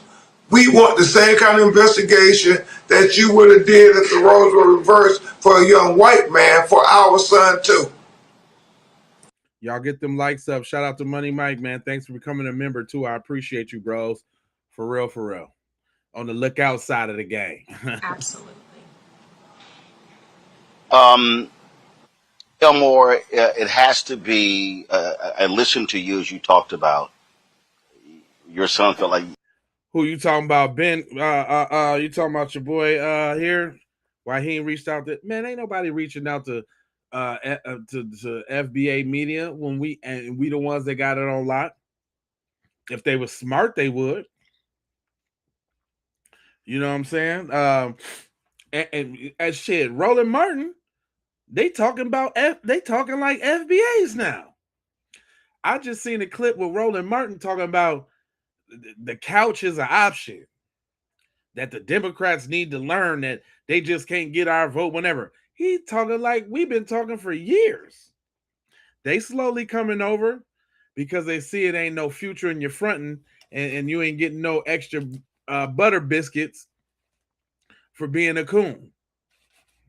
You were badgering him when all those questions, and the reality is, fathers and mothers desperately want to protect their children, want to provide them with as much cover as possible, and so as you, man, fam, I'm gonna have to find the clip for you.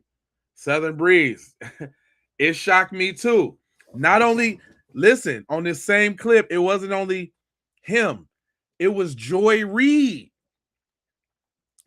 Joy Tether Reid, of all people, said we should sit on the couch and we should withhold our vote till the Democrats learn a lesson. Man, it's topsy-turvy out here. While it's playing, let me see if I can find a clip for you. think about those many conversations. You absolutely believe that you gave your son so much information that you don't believe for a second that he would decide on a whim just to make some crazy decision and just go off with some other people he had no idea, didn't know who they were at all. I believe I gave my son, like I said, enough information to not do that. He had too much at stake. He had a plan for his life. He knew what he wanted to do. He knew what he had to do come coming up that following Monday, which was get down to business so he can get on with his life and get his future started. So for someone to tell me that Nolan decided to stay on the island to chase a girl, I do not believe you. No one is going to get me to believe that. Not one bit. No, I can't believe that because he wasn't raised like that.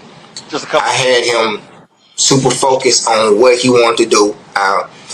He was finally buying into what I was talking about as far as sports and y'all better believe him. You better believe when a black man say he locked in on his kid, he is definitely that. And we got all type of examples out here in this world of that. Tiger Woods, the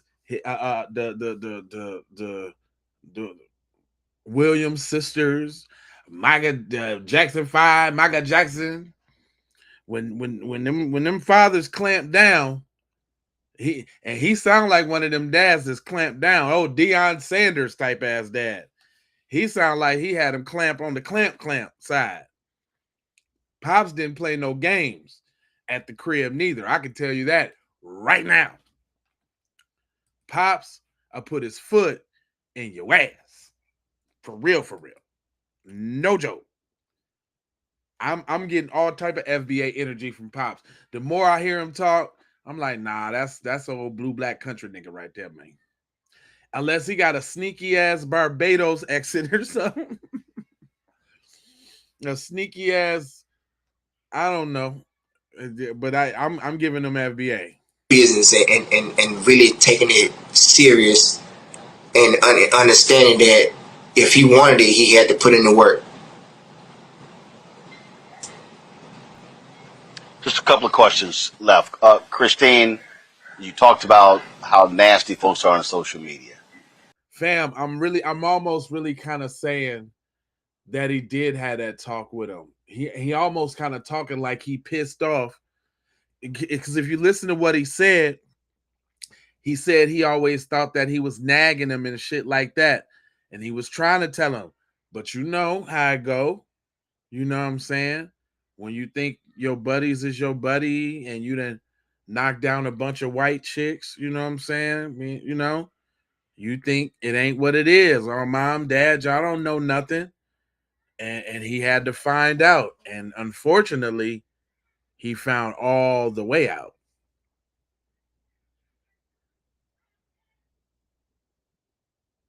You said you'd be threatening all their ass.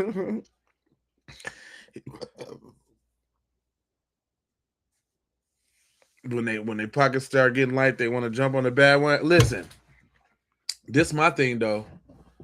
I'm saying from what I hear in his voice, and I think I got a real knack for picking up on me. I'm sorry, y'all. I'm just talking behind the veil. At least I can connect.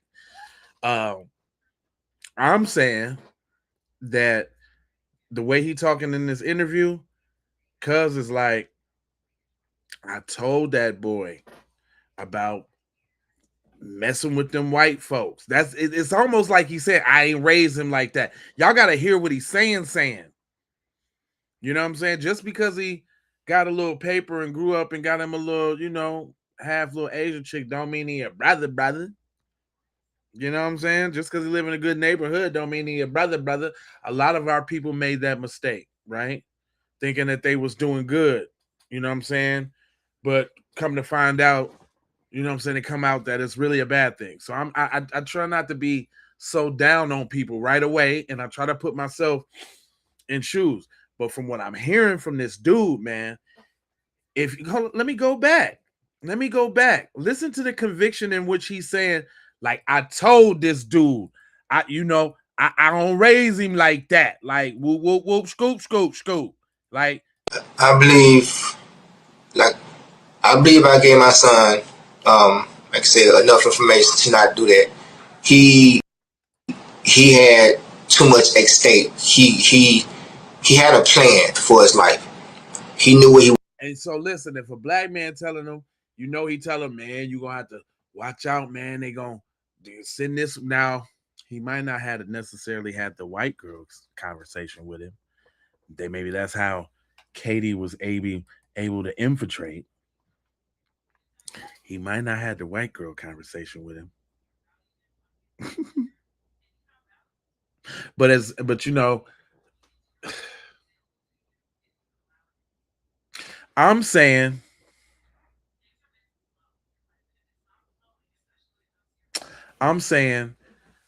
they had to jump him or something like that too, because which one of them dweebs was finna beat up Nolan?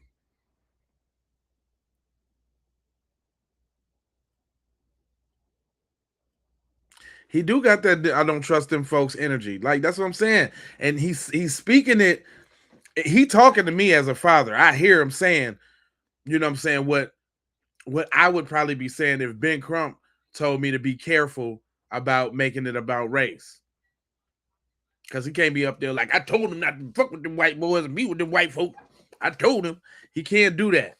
But he definitely said, because they got social media too. They done seen video.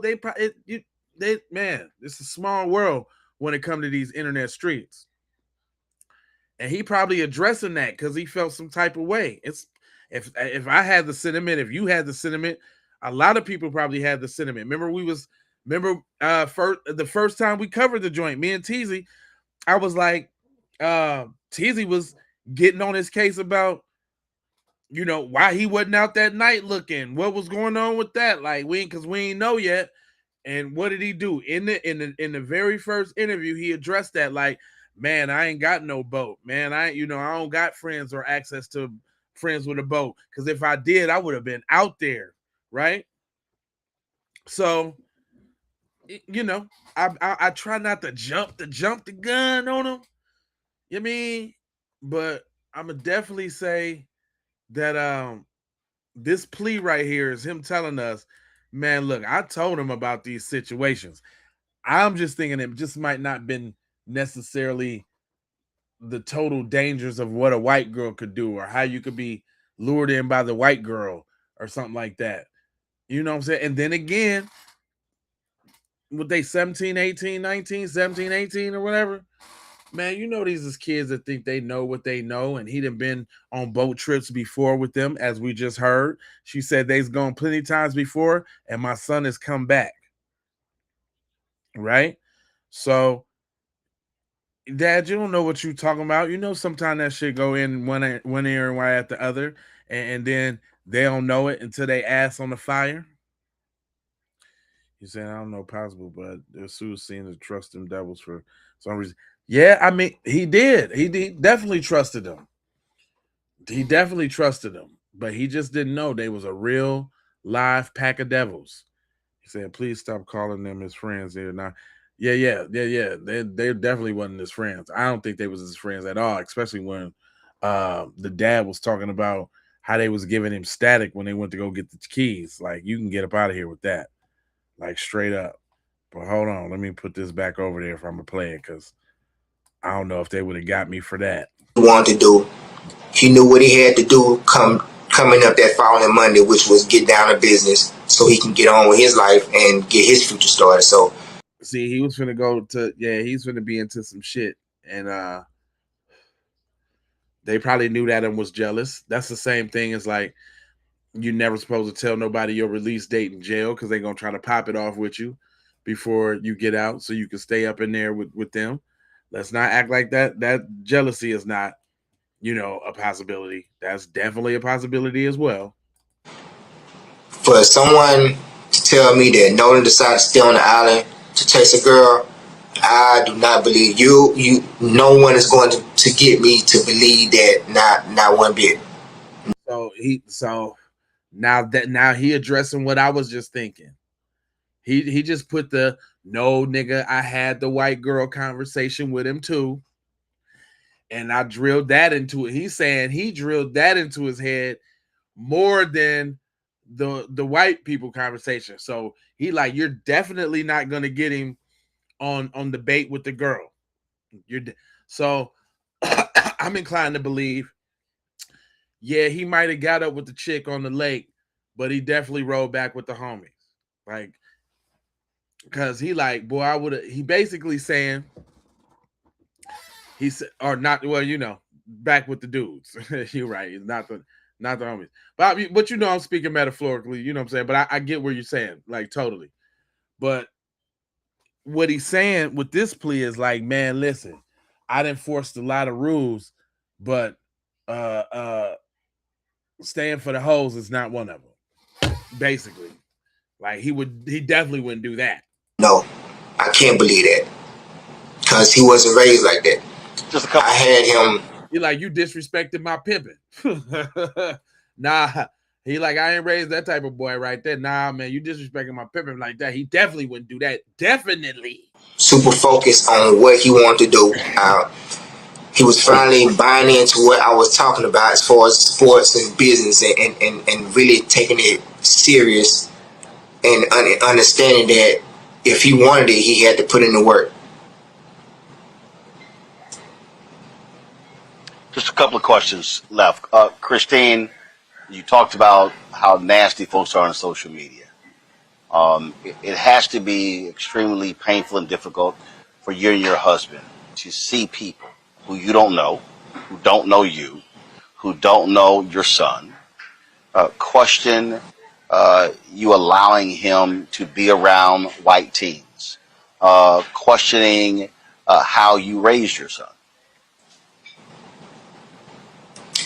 What I would say to that is the amount of love and support that we've received from our local community, people outside of our community, and even his friends, it's a testament to his character. It's a testament to us as parents. And this is the thing. I would never, and my husband the same, we would never tell our child, any of our children, you are not allowed to associate with this person over here because of the color of their skin or because this person over here is purple. Absolutely not. And I don't know what the purpose of this part is. I don't know what that part is, but it just seems so. Yeah, sigh. Like for real. Like, what's all of this copping and this pleading for? Yeah, like what's the conversation between them? I'll tell you what they're doing. Hold on, I'm gonna show you what they're doing in a minute, but hold on. And just the way Nolan's heart was, he was a friend to everybody. Like he was just, his heart was that big. So like, I don't care. Because at the end of the day, I know we did everything we could as parents, raised our children as best as we could. We have always told them to be kind, caring, and respectful to others, no matter who they were. See, they heard some of the internet and all of that. You could tell they addressing some of the flack that they gotten. I don't know what she mixed with. I know her mama's fully Asian. I don't know whatever she mixed with. She could be. Now see, and you know what I'm saying? I don't know what she mixed with, but they really addressing this "we taught him better" thing, like they really feel some sort of kind of way about that, like it's something that they probably missed. And that's the way we were raised. So if anyone has an issue with that, then that seems like that's... Yeah, she just confirmed it. So they did not. So yeah. Southern Breeze. Yep. I gotta take that. Damn it. I gotta take that back.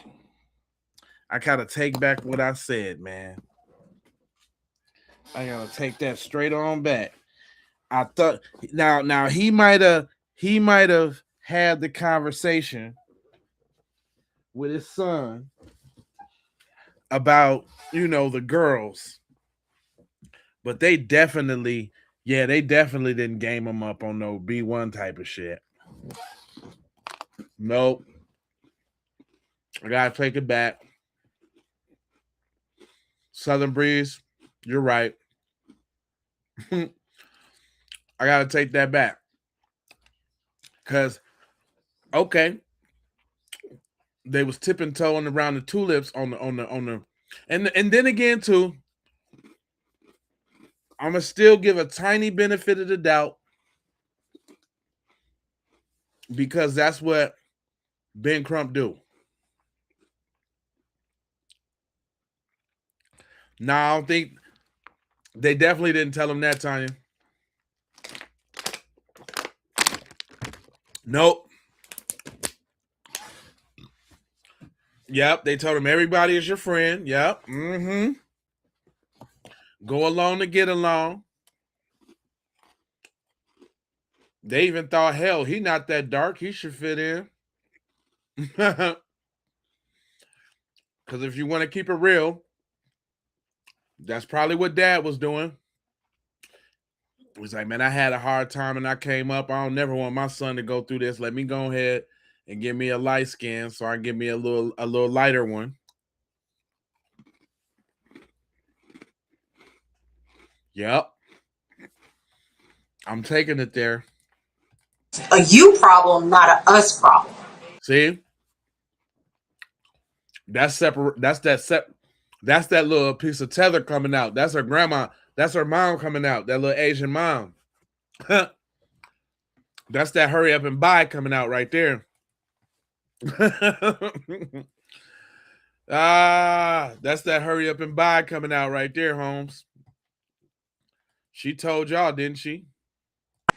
It has to be extremely painful and difficult for you and your husband to see people Let me who hear you it all don't the way know, out. who don't know you, who don't know your son, question you allowing him to be around white teens, questioning how you raised your son. What I would say to that is the amount of love and support that we've received from our local community, people outside of our community is, and even his friends, it's a testament to his character. It's a testament to us as parents. And this is the thing. I would never, and my husband the same, we would never tell our child, any of our children, you are not allowed to associate with this person over here because of the color of their skin or because this person over here is purple. Absolutely not. And just the way Nolan's heart was, he was a friend to everybody. Like he was just, his heart was that big. Man, I talked about that yesterday. Where's the Asian community? The reason why they ain't speaking up, man, is because he looks black.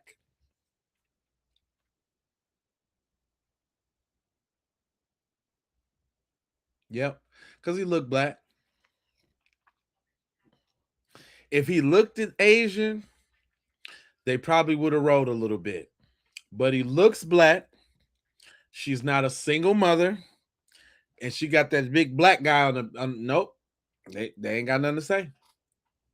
Plus, this ain't got nothing to do with us going in their store. So have they ever stepped up for anything except for Peter Liang?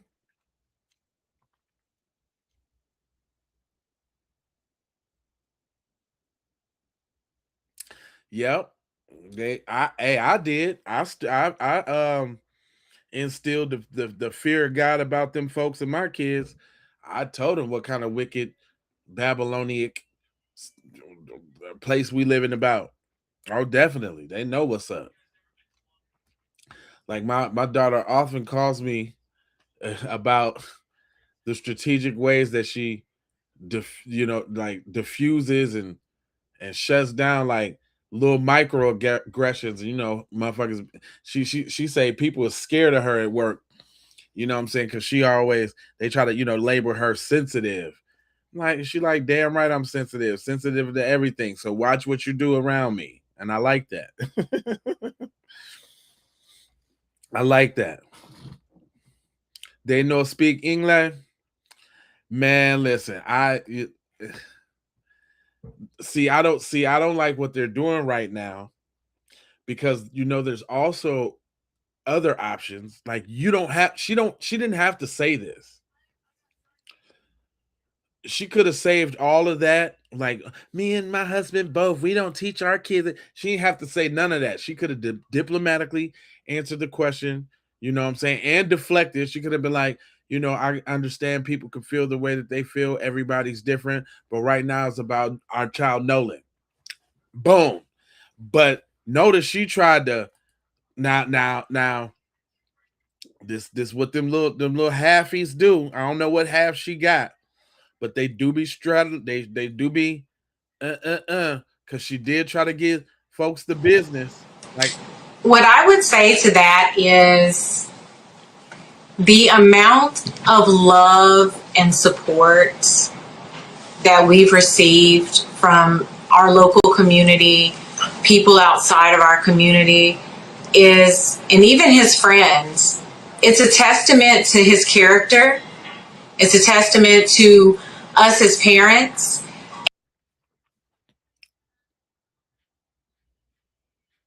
Okay, he could be a good, well-mannered boy, still oblivious to white supremacy and how it can end him up in a bad situation.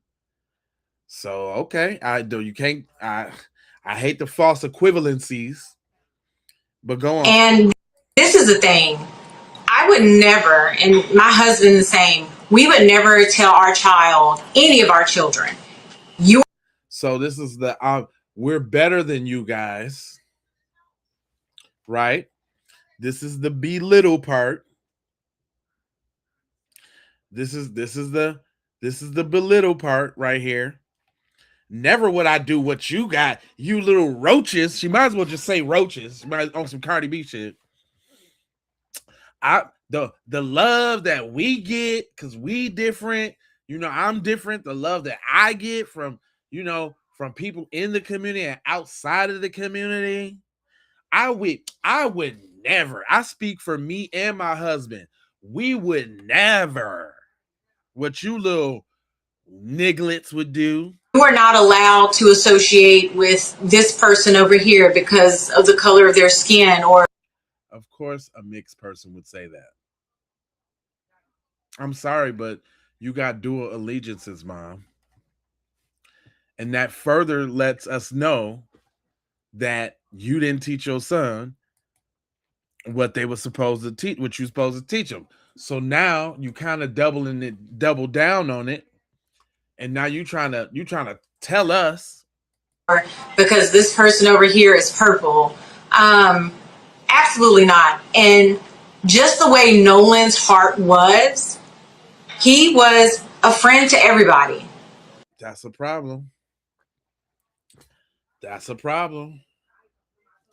A little too friendly, Bentley. Right. We would never.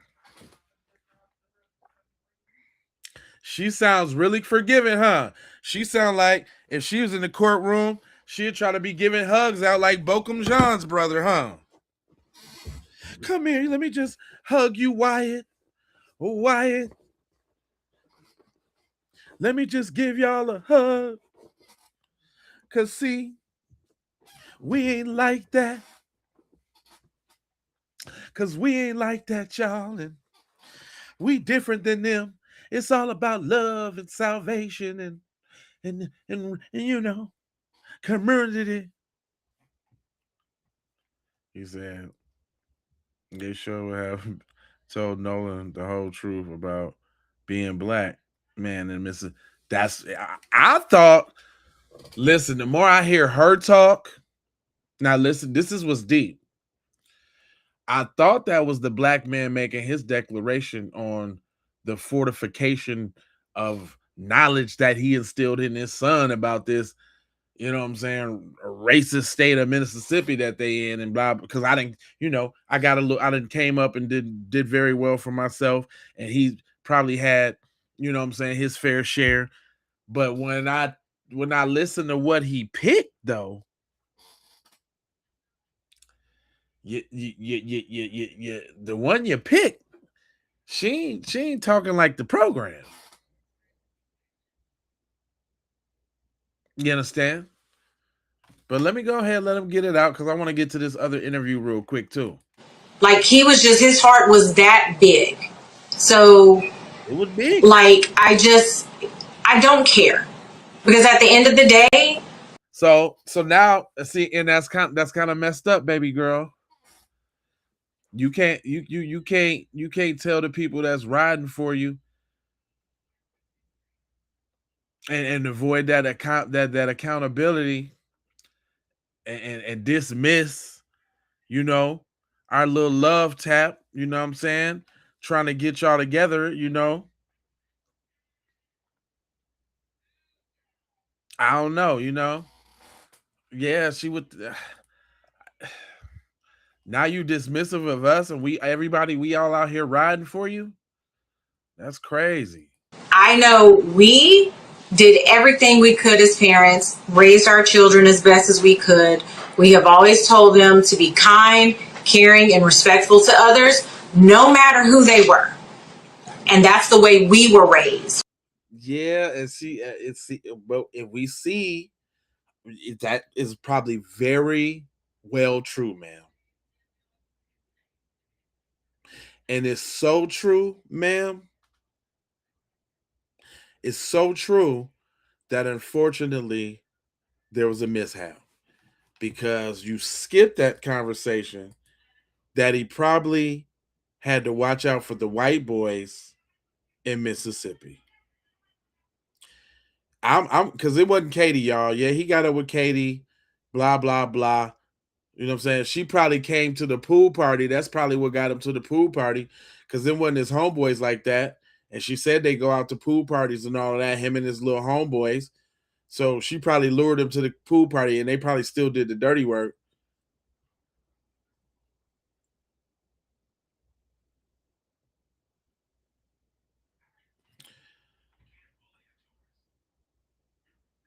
I don't know, man. So if anyone has an issue with that, then that seems like that's a you problem, not a us problem. Ben, final question for you. Have you gotten any indication? First of all, Ben, who's leading this investigation? Is it the sheriff or is it the Mississippi Bureau of Investigation? I think at this time it's still the sheriff because the sheriff is the one who's making the statements. The sheriff in Jackson County, Mississippi.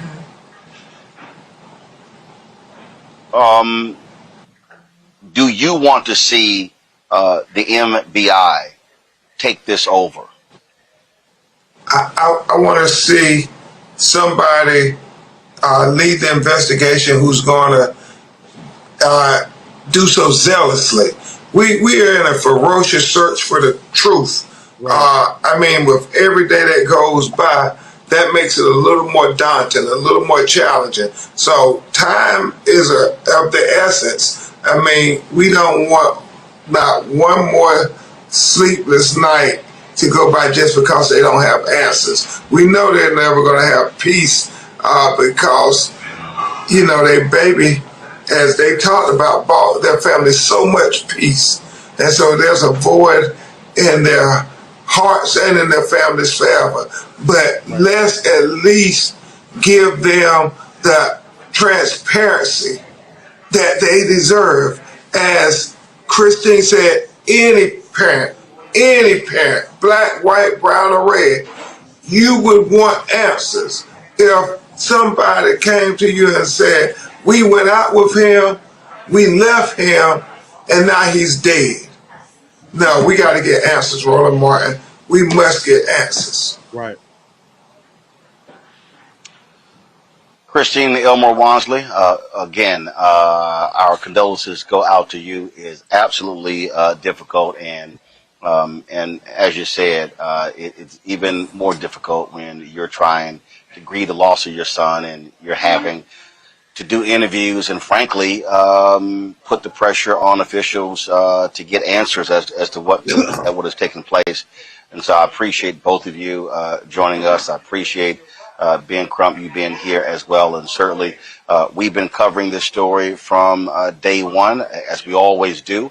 We're going to continue to cover this story because it needs to be told, and we need answers as to what took place to 18-year-old Nolan Wells. Of it now. Concern about. All right. There was another interview I want to play, but I did have your back there, buddy, when I told you that the Democrats was talking like the FBA now. Listen to this. I can't show it because it's still on the Roland Martin show, but listen.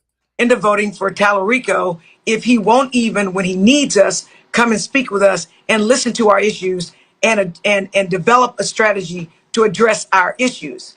And so to say, what are you going to do? Like vote Republican? Like they don't think we have a choice. They think that we have to vote for Tallarico. Yeah, what I'm saying is the couch is actually a choice. And we've seen it since Obama ran in 2008, 2012. You have seen a drop. You have seen a drop in black voter participation in every election. It's right there in the numbers. I don't know what the hell they're looking at, and it's there in the data. Did you hear this, fool, man? The couch is an option. Like what? Like, but you called us the stupid fools. Y'all stupid fools.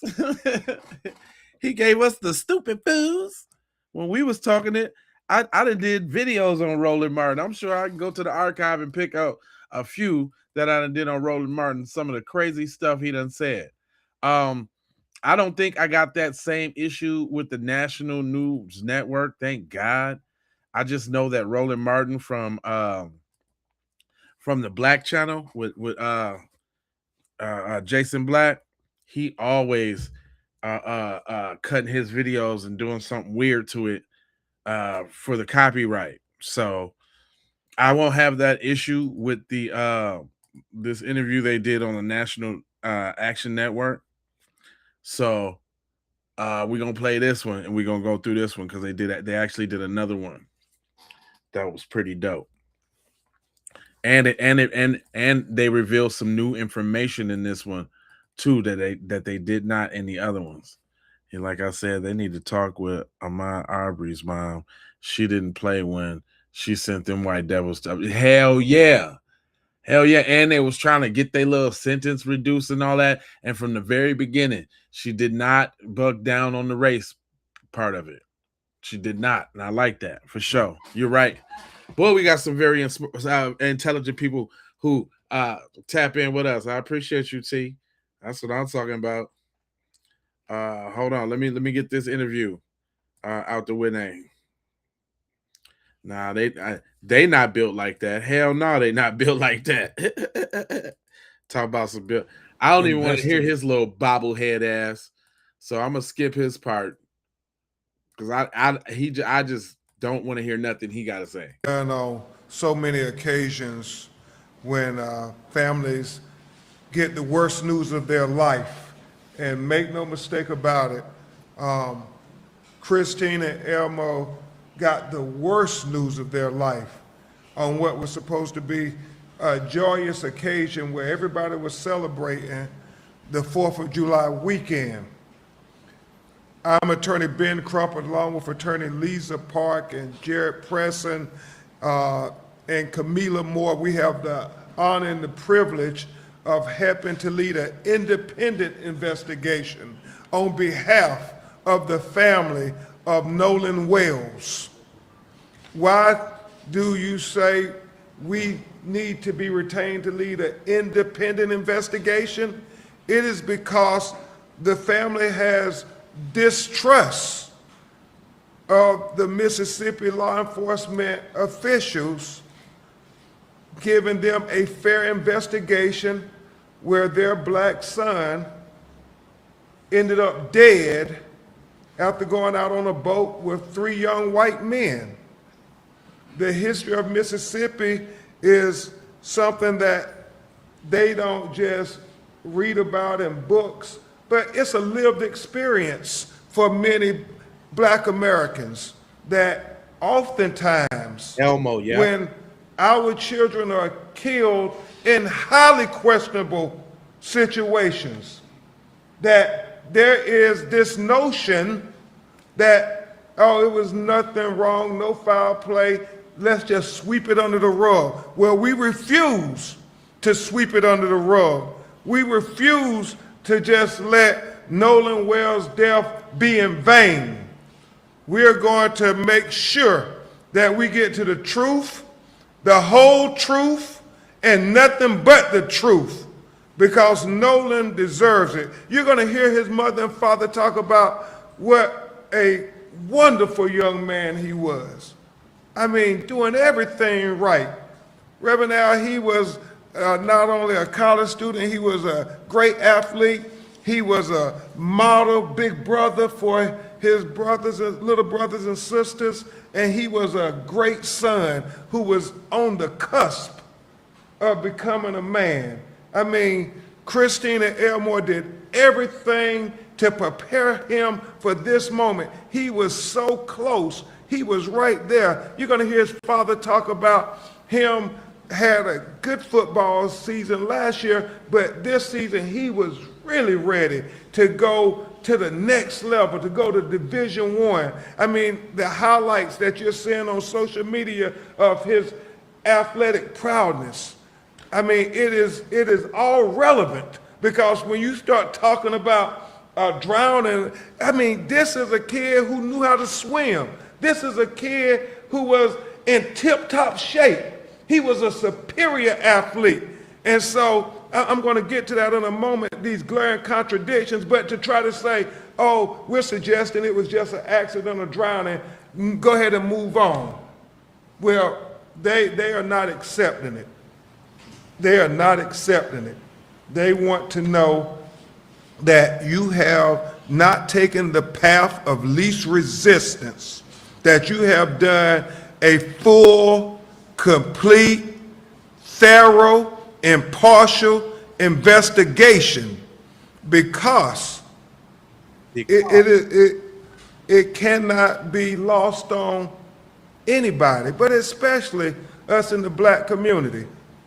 If the roles were reversed and you had 3 young black men on a boat with a young white man, and that young white man ended up dead, what kind of investigation would be being conducted by the Mississippi law enforcement officials?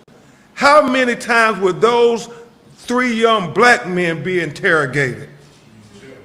So all we're asking is the same consideration you would have given if the roles were reversed. Give that consideration to this family as well. That is our fight. The glaring contradictions just jump out at you. The fact that he is there with his friends, and you look at all the videos, it seems to be he's the only black on the island, or maybe one other, but not many.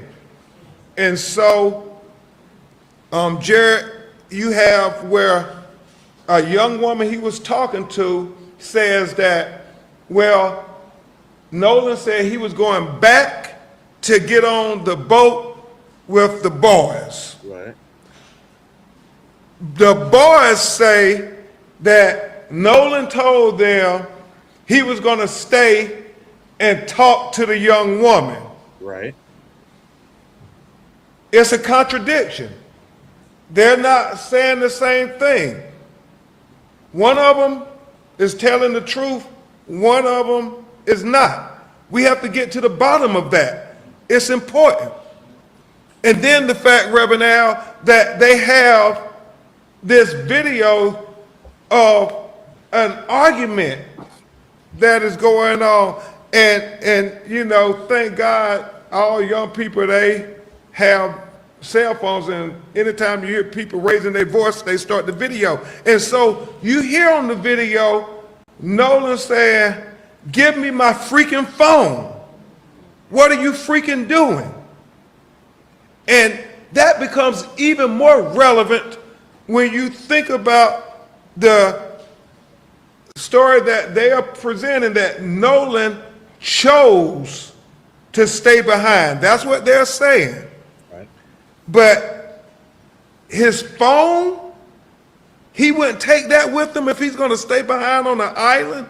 I mean, we're talking about an 18-year-old kid. What teenager would leave their phone behind if they're going to stay on this island? What teenager wouldn't take their phone? And so it's not adding up. It's not adding up at all. I don't know. Does somebody need a reference of the island? Because we was just looking at that. I just happened to have it pulled up. I know we're on the big orientation, so you can see it. But this is Horn Island. This whole little thing, right? This little strip right here. I'm talking about even to the point where somebody had took a little picture on the island thing, and we can get off on the island and look around how it really look. This is the island. Ain't no trees, ain't nothing. This is Horn Island. You can see clear across the mud. It's now granted, it's 10 miles long though. This is at the very tip of it. Like let me go back a little bit.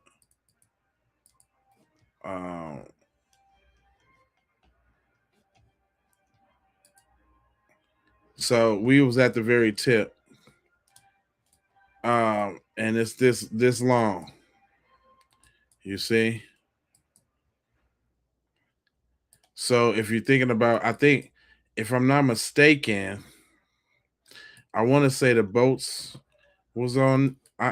For some reason, I want to say the boats was on this end though, because it's this little indentation, and it looked like boats could pull up without messing up. If you can look like in the water, I don't know, but just as a reference though, that right there is Horn Lake, and they live like so in the city. They got these little bays, so either they lived.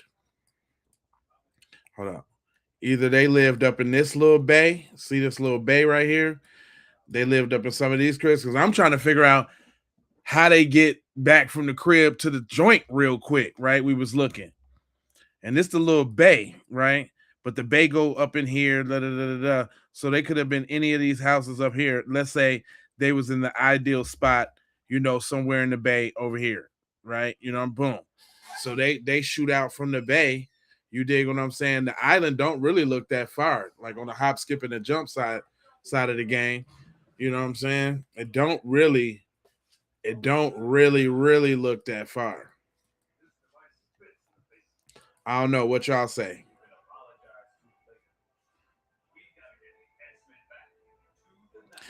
Yeah, it's not a big thing at all. That's it. Hold on. This is the whole thing right here. This whole little thing. It don't look like, if we talk about the tip of the city right there, it look like you can see it at least from the city. It don't look that far. And then, like I say, when you get on it, like we can get all the way up on it. Somebody got a little. You see a little tent right there. You know what I'm saying? And this is just like a little whoop-de-whoop island. So I can't see nobody walking off into the distance or going for a swim and don't nobody notice. And especially if you're the only black kid, they be going like, hey, what is that kid Nolan doing? They always in our business anyway. Hey, what is Nolan doing over there? Where is he going? Somebody would have seen something. They didn't take his phone with them.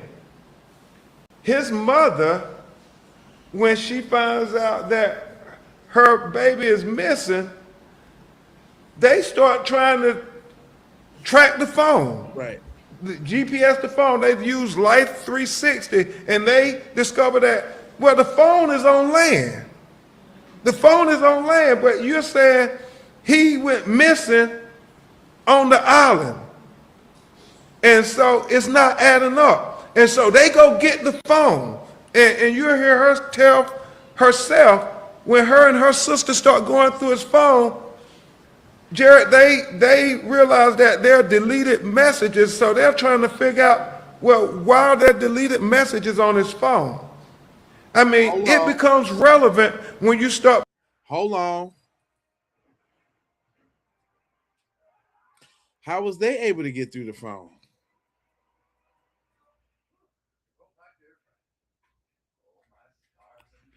Am I missing something? Is his phone just not locked? How's everybody in the phone?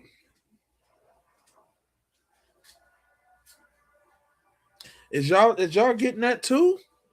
How everybody just all up in Nolan's phone like they want to? How that work? What kind of phone he got? He ain't got no Android, no S22 or no Apple anything. Cause them joints be forced knocked up. Am I tripping? Putting everything together where we can't just say, oh, there's no instance of foul play. We're going to get to the truth one way or the other. The fact that, and this really. Hey, notice how he's taking most of the brunt on the talking to keep it where he want to keep it. Because the first interview we seen, he let him talk and say what, let the interviewer ask him questions. On Roland Martin, you know what I'm saying? He let him ask him a few questions. Now he coming right at the gate, just giving all the facts from his mouth to what he want to be out there, because he don't want them to blurt nothing out. But I think this the interview where he tell a little bit about where the keys was and blah, blah, blah. Makes no sense to me, Reverend Al. This notion that where he drowned, y'all have, I'm sure, seen all the videos out there. Yeah, the parents could have had. I mean, if he's drowning, nobody sees him drown. Nobody offers assistance. Nobody tries to help him.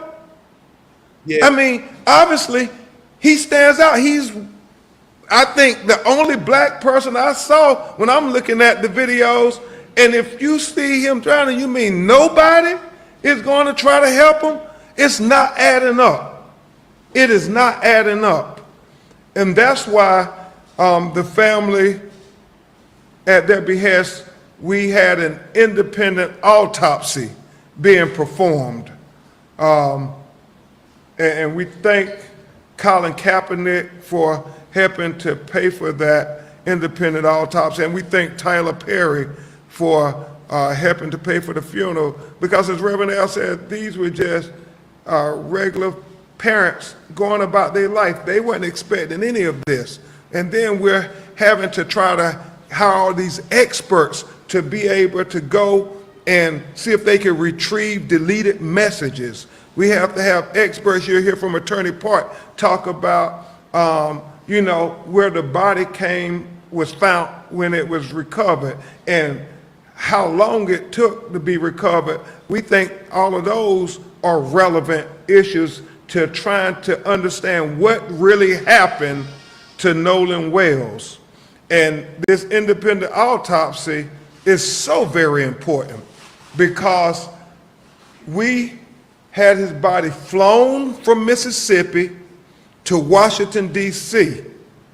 because his family wanted to make sure that they had a doctor who had no ties to Mississippi law enforcement to do an independent examination of their son's body.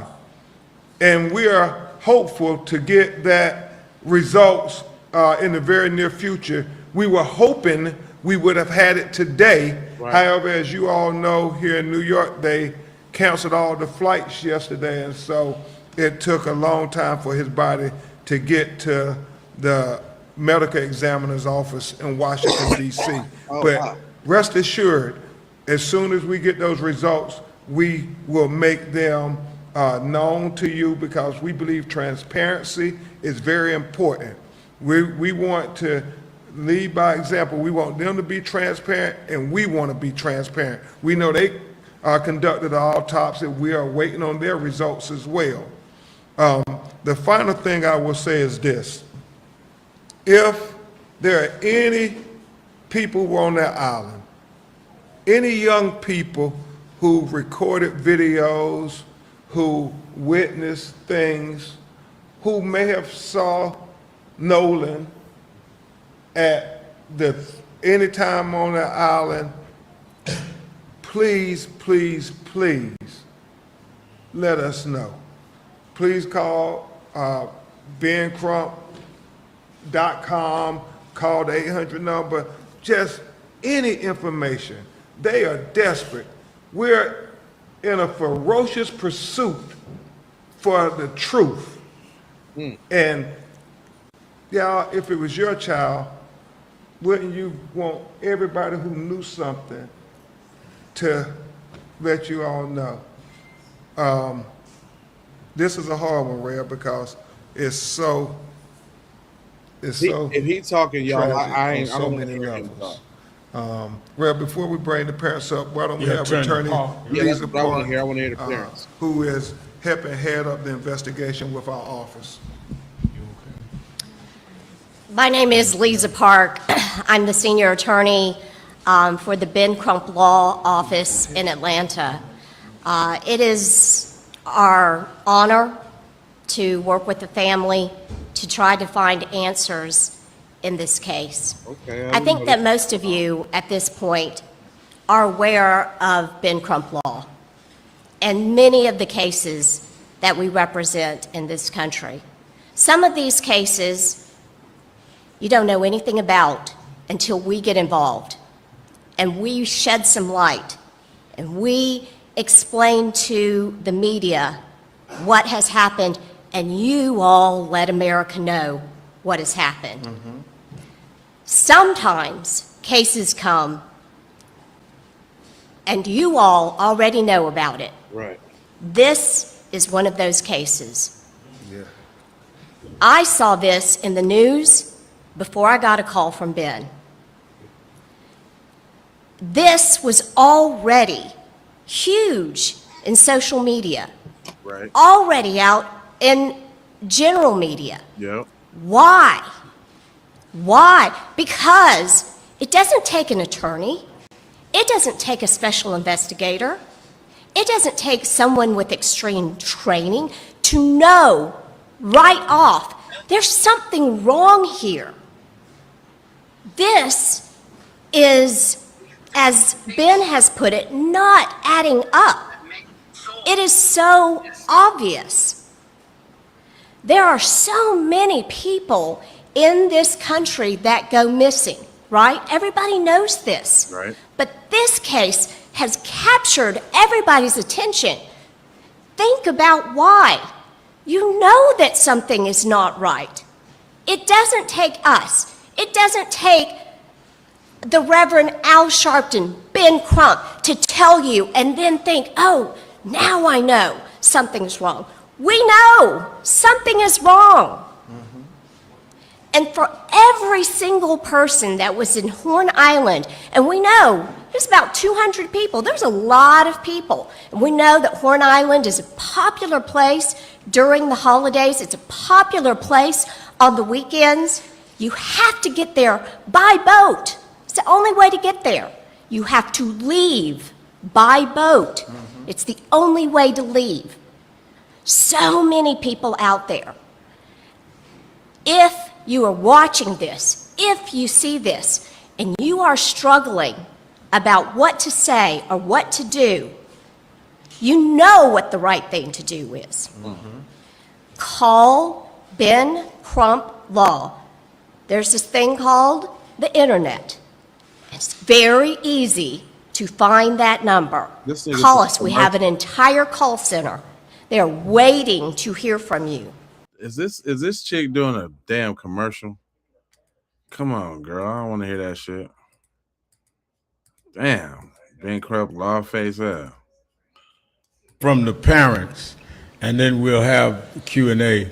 And what I want is when we go to the media, identify yourself and your outlet so we know who is speaking.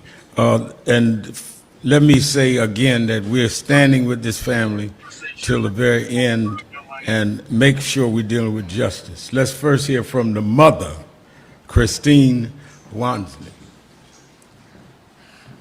First of all, I want to say thank you, everyone, for being here. This is not how I wanted the world to meet my son, but here we are. So, as you know, I'm Christine Wells Wansley. I am Nolan Wells's mom. And Nolan is the kindest soul. He never met a stranger. He loved everybody. He didn't care if you were black, white, purple, green, looked like a marshmallow. Like, he just wanted everyone to be in peace with one another. He loved life, and God gave him this big heart, which always scared us. Me and his dad had conversations with him all the time, not just about the importance of understanding our history as Black people, but also the importance of how you have to move in certain spaces. And it's not us being, feeding into racism or the stereotypes that comes with that. Unfortunately, that is just a matter of fact. There have been many cases, many instances that shows it's unfortunately a pattern that he did not like. He did not like that there was so much division, and I think that's why God gave him us. He was really a peacemaker. He wanted, like I said, everyone to be included. He never wanted to leave anyone out. See, here we go. She keep reinforcing that. Oh wow. Here we go. With the he ain't want nobody to be. And he ain't want nobody to be. He just, even at a young age, I don't know, he was, how old was he? 18? No, not 18. When he was a baby, he did the little dance. So his father and I were having a moment, and as couples do, and even in that moment, he runs in the room with his diaper on, of course, and he starts dancing because it was like he could feel the tension. He could feel that something wasn't right. So he was just a special kid. Like, he was a special kid, but again, just heart was so big. And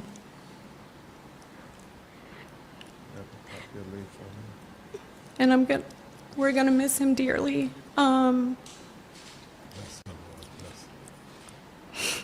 But we are grateful, especially to our friend Tashima, who actually was one of the people who helped us that night. She went and picked up his cell phone from where it was, and then provided that to us, because we of course contacted authorities to figure out who to do the report with, whether it was the county or the city, which then turned into DMR, who I contacted immediately from there.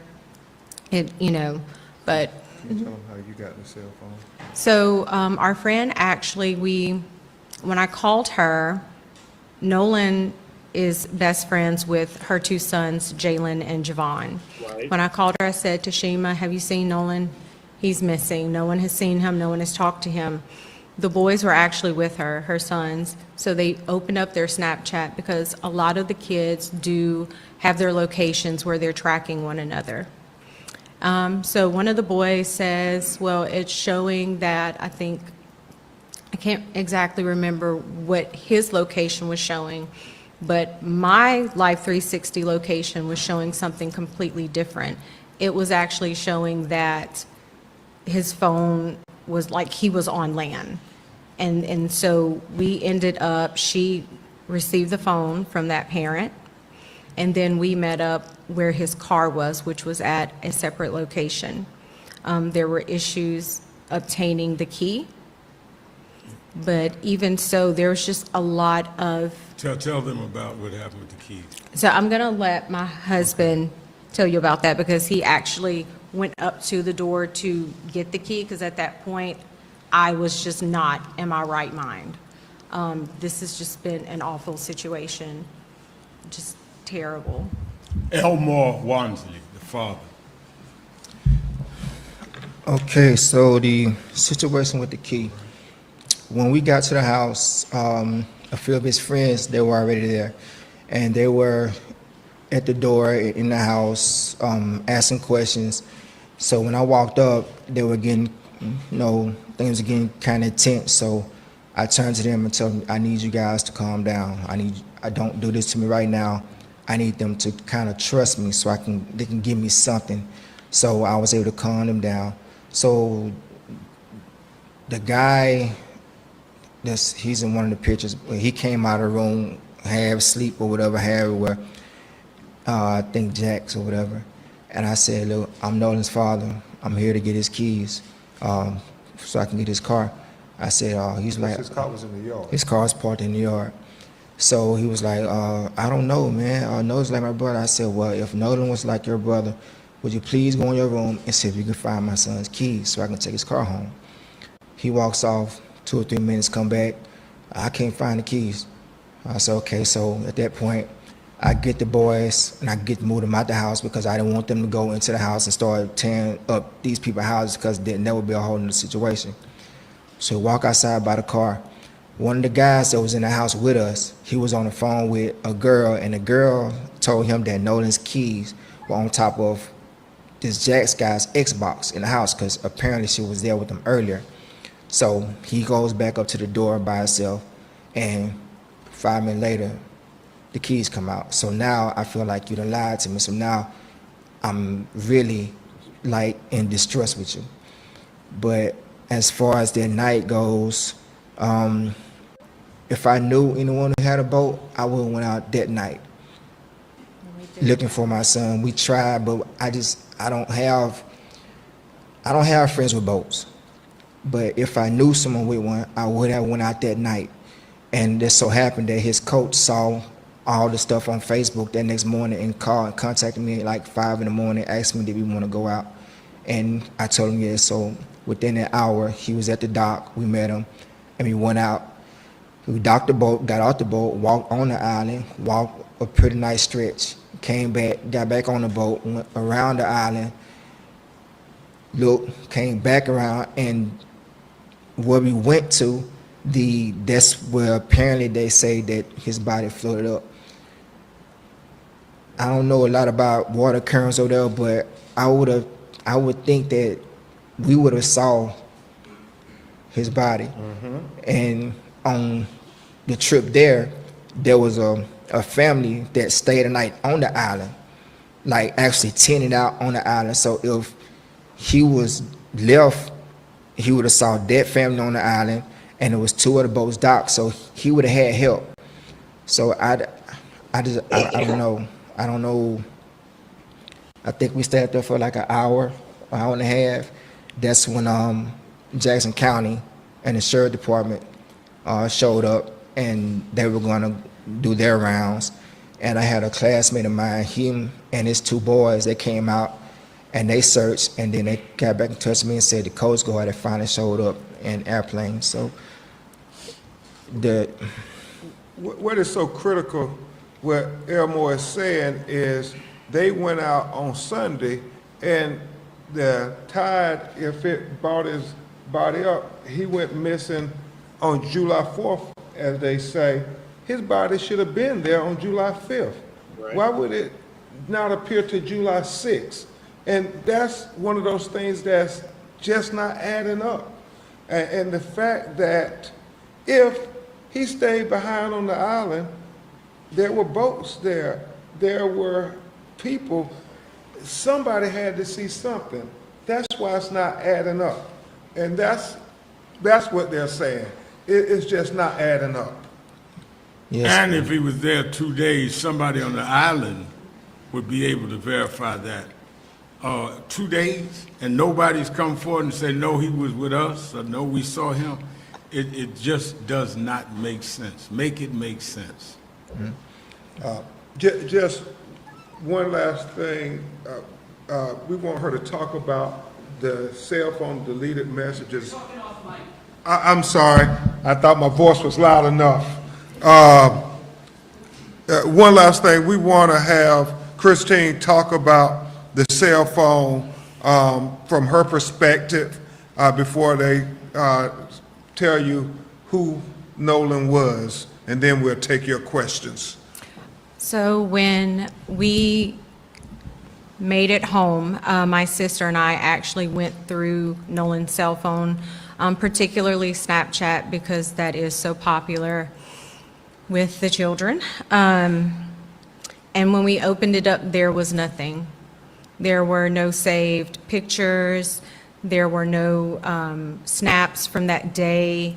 And we did open it before the 24-hour expiration. So we found that very concerning, only because anyone who's ever been around Nolan will tell you at social gatherings, he's taking videos, he's taking pictures, he's even come up to me when I'm getting ready to go to bed, hey Ma, come on, take a picture of me. You know, like he just, that was Nolan. So that's why we feel that things may have been deleted, was because of the fact that there was nothing in either one of his accounts. But I do want to say this. I would hope that any parent who, God forbid, would be in our situation, I would hope that you would do the same thing. I would hope that you would ask for any help, receive any help to get answers, because at the end of the day, that's all we want. We just want to know. We just want to know what happened and why our baby didn't come home. Like that's our biggest thing. And we are so grateful to everyone, family, friends, classmates, United Cajun Navy, everybody that's assisted us. We appreciate you. There's not enough thank yous that we could say or give to you, but I just, we just want to know. We want an honest, thorough investigation. That's all we're asking for. That's it. Do you want to say about who Nolan was? Said the mother is phony. Nolan.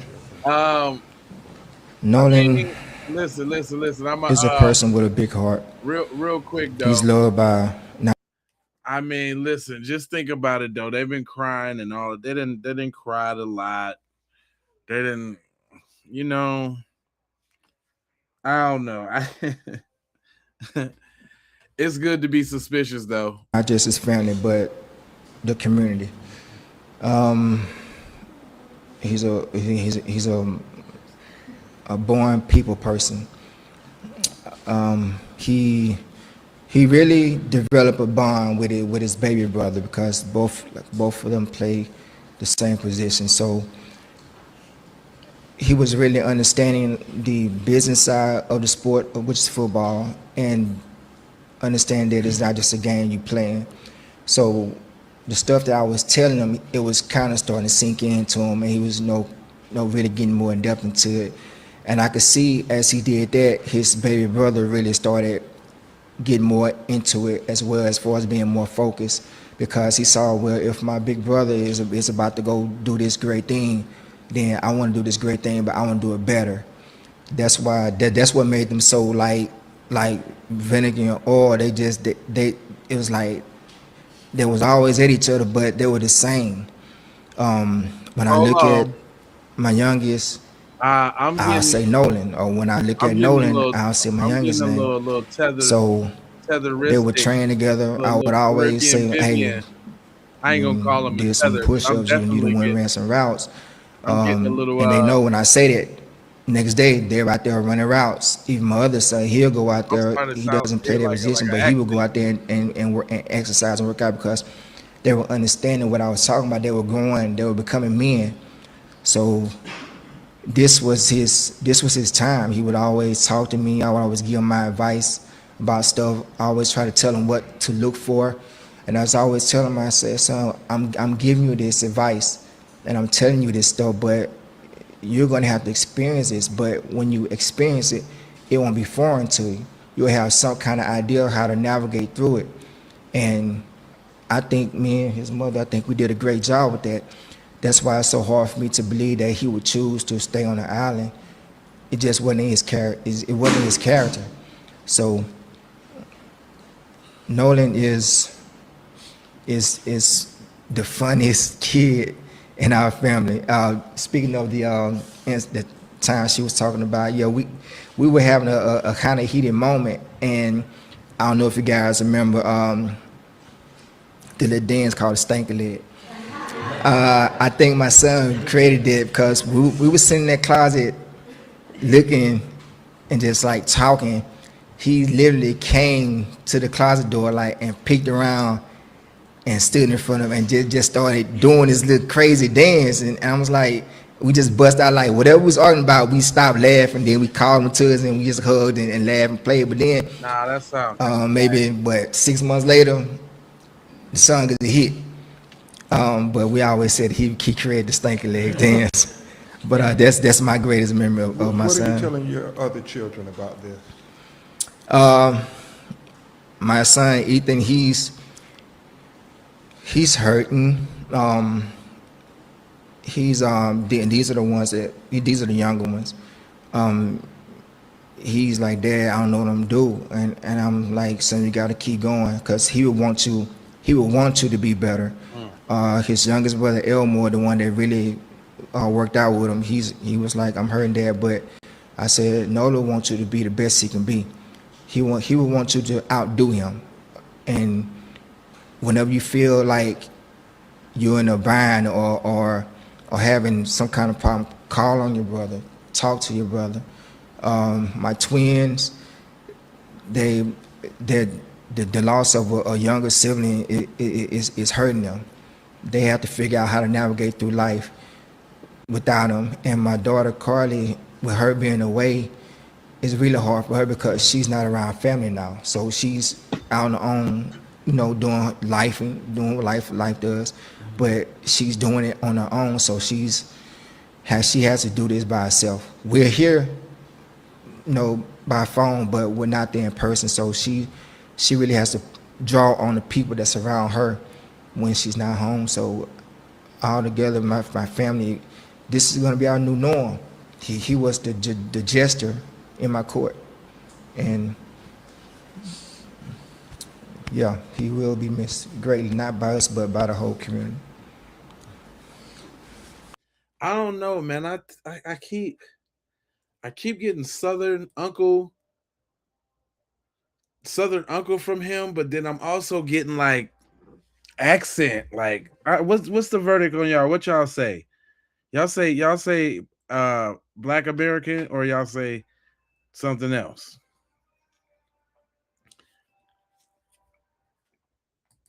I don't know.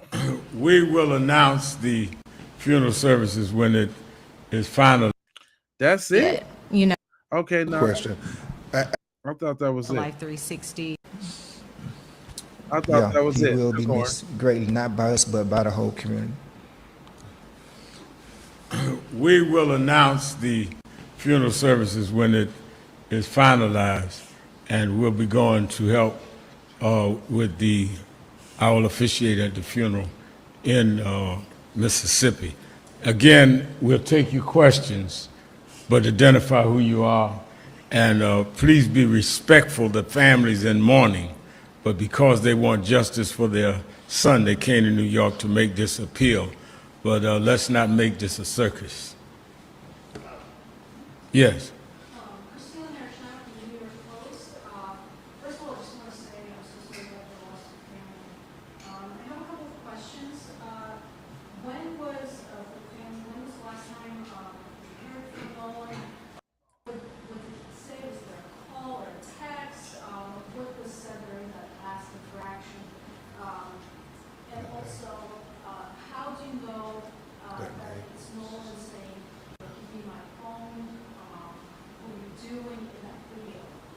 Say that last question? How do you know that it's Nolan saying, give me my phone when you Yeah. in that video? Yeah. Well, yeah, you want the second one is other children who are saying it was Nolan. Yeah. So the last time we spoke and saw Nolan was July the 3rd. He actually cooked dinner for me, actually for us, because I had gotten off work. It's been really busy, and so he cooked dinner. It was salmon. He baked it. So proud. And then after that, he was just like, "Hey, Mom, I'm about to go. I love you." Gave us a hug, kiss, and he left. Which, of course, you know, he knew we always looked at the Life 360. So there were times maybe he didn't call us to let us know when he made it, but we would see it. He would text at some point, but that was the last time we saw and spoke with him. Sir.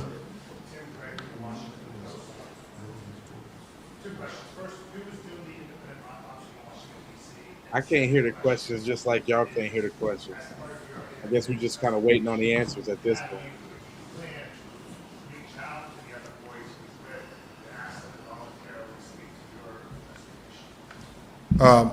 Dr. Roger Mitchell is doing the independent autopsy on behalf of Nolan Wells' family. And we understand that the young men have lawyers, so we will have to have their lawyers agree to let them speak to our investigators, and we have not attempted to talk to them as of yet. We have been attempting to talk to many of the students and people who are out there that we are aware of. Okay. Right here. Oh, okay. Justin Finch, Inside Edition, asking a question here. First, for the family, wondering if you recall from your friend what was said to her by the people who gave her Nolan's phone, and for Attorney Crump, wondering for you, at some point, will that phone be given to police for their investigation? They've expressed interest. Yes. So the exact wording of the exchange, it was through phone, because again, we were busy trying to figure out who was going to take the missing persons report.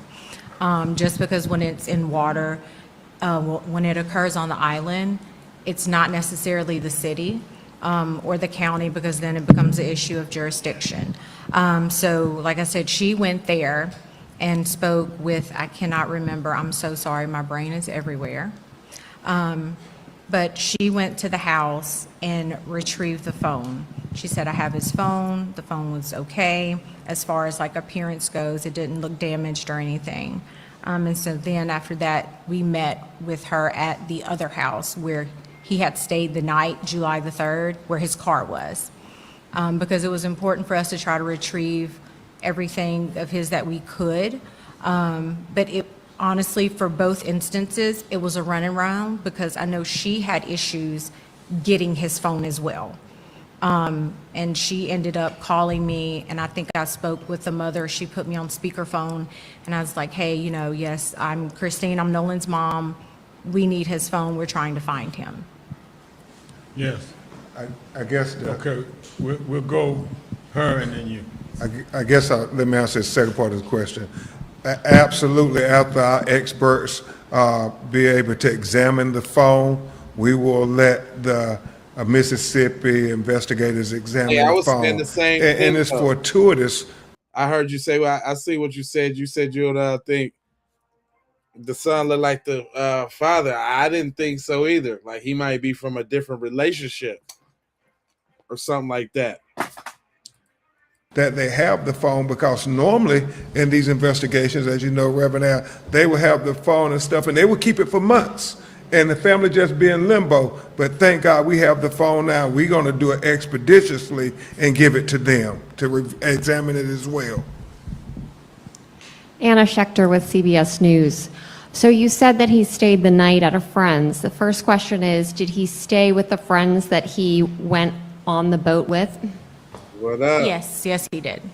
And my second question is, has anyone come forward and provided you with other photographs or videos from Horn Island from July 4th that afternoon?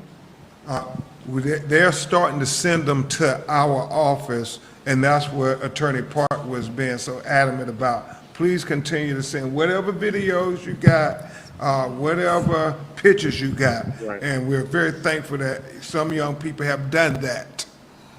Good afternoon. Darla Miles, ABC 7 New York. First of all, I would like to extend my Yeah, they need condolences everybody's phone. to you, Mr. and Mrs. Walmsley. I know this is like very brave of you, and we appreciate your transparency. Two questions. Also, my regards to you, Reverend Al, Mr. Crump. My first question is, this happened in Mississippi, and you've traveled here to meet with Reverend Al Sharpton. Why was this important to you, and how meaningful has this meeting been with you here in New York? Talk to national media. So we did this because, once again, Because she got a different baby daddy. She gave the son the baby daddy's last name, and they never got married. Easy. what we're wanting is transparency, right? Although I do absolutely respect law enforcement, just the fact that the, accidental drowning thing, it made both me and his father uncomfortable. Why are we so quick to rush to this? And we just, at the end of the day, we want answers. This has been very impactful. And I'm gonna be honest with you, the day they found him, we were at I Port agree. Mars, I agree, Sonia, for sure. which is one of the boat launches, and I was standing beside the water, and I had said a prayer, and I was like, Lord, this isn't what we wanted, but I just asked him to help us get through this, put the right people in our path that could potentially help us, because at that point, we hadn't reached out to anybody. We didn't know where to start. This is foreign. We've never been through this. No parent should go through this. Right. And then that's when my cousin, Keezy, she sent me a message with some information. My friend, Bianca, her sister, knows a contact with Attorney Ben. And so I said, okay, this has to be it. This has to be God helping us along the way. And I am not religious, but I am spiritual. And for that, I was grateful, because I felt like things were being set up. And at this point, I have always said, we are taking any help. Any help. We don't care, black, white, purple. Again, we just want to know what happened. That's all we want to know. We just want to know what happened. And my quick follow-up to that, were you able to get a clear explanation as to the chain of custody of his phone, like how that parent came in possession of his phone? And then explain the resistance. You said you went to the home to get the keys. I don't understand, what kind of resistance? What was that exchange of words like? The resistance that you received when you went to go retrieve his keys. Thank you. He just acted like he didn't know where they were. He just he was like he was clueless. He just I don't know. Just please. I was like, just please go in the room and look for me, cause. Be honest with you, at that time, I was very emotional. No one was giving me any answer. So that situation with me and them could have went totally left field. But since those other young kids were in there, at that moment, they kept me from doing what I wanted to do. So getting them and calming them down, it helped me focus on what I was really there for, to find the keys. And like I said, when I asked him, he said he went and looked. That's a fact. And so when he said he couldn't find them, I did what I needed. I left out of their home. And like I said, 5 minutes later, he come back out with the keys. And they didn't come back outside anymore until the police came. Because at that time, police were called because we were looking for his wallet. And then they went to the door. But other than that, when they sent the keys out, they locked everything. They didn't want nothing to do with what was outside that door. So that right there is, when you lied to me, it killed all trust in anything you had to say. All right, I'm going to take the last four. 1, 2, 3, 4. The young lady who had Yeah, her hand up. Okay. Go ahead.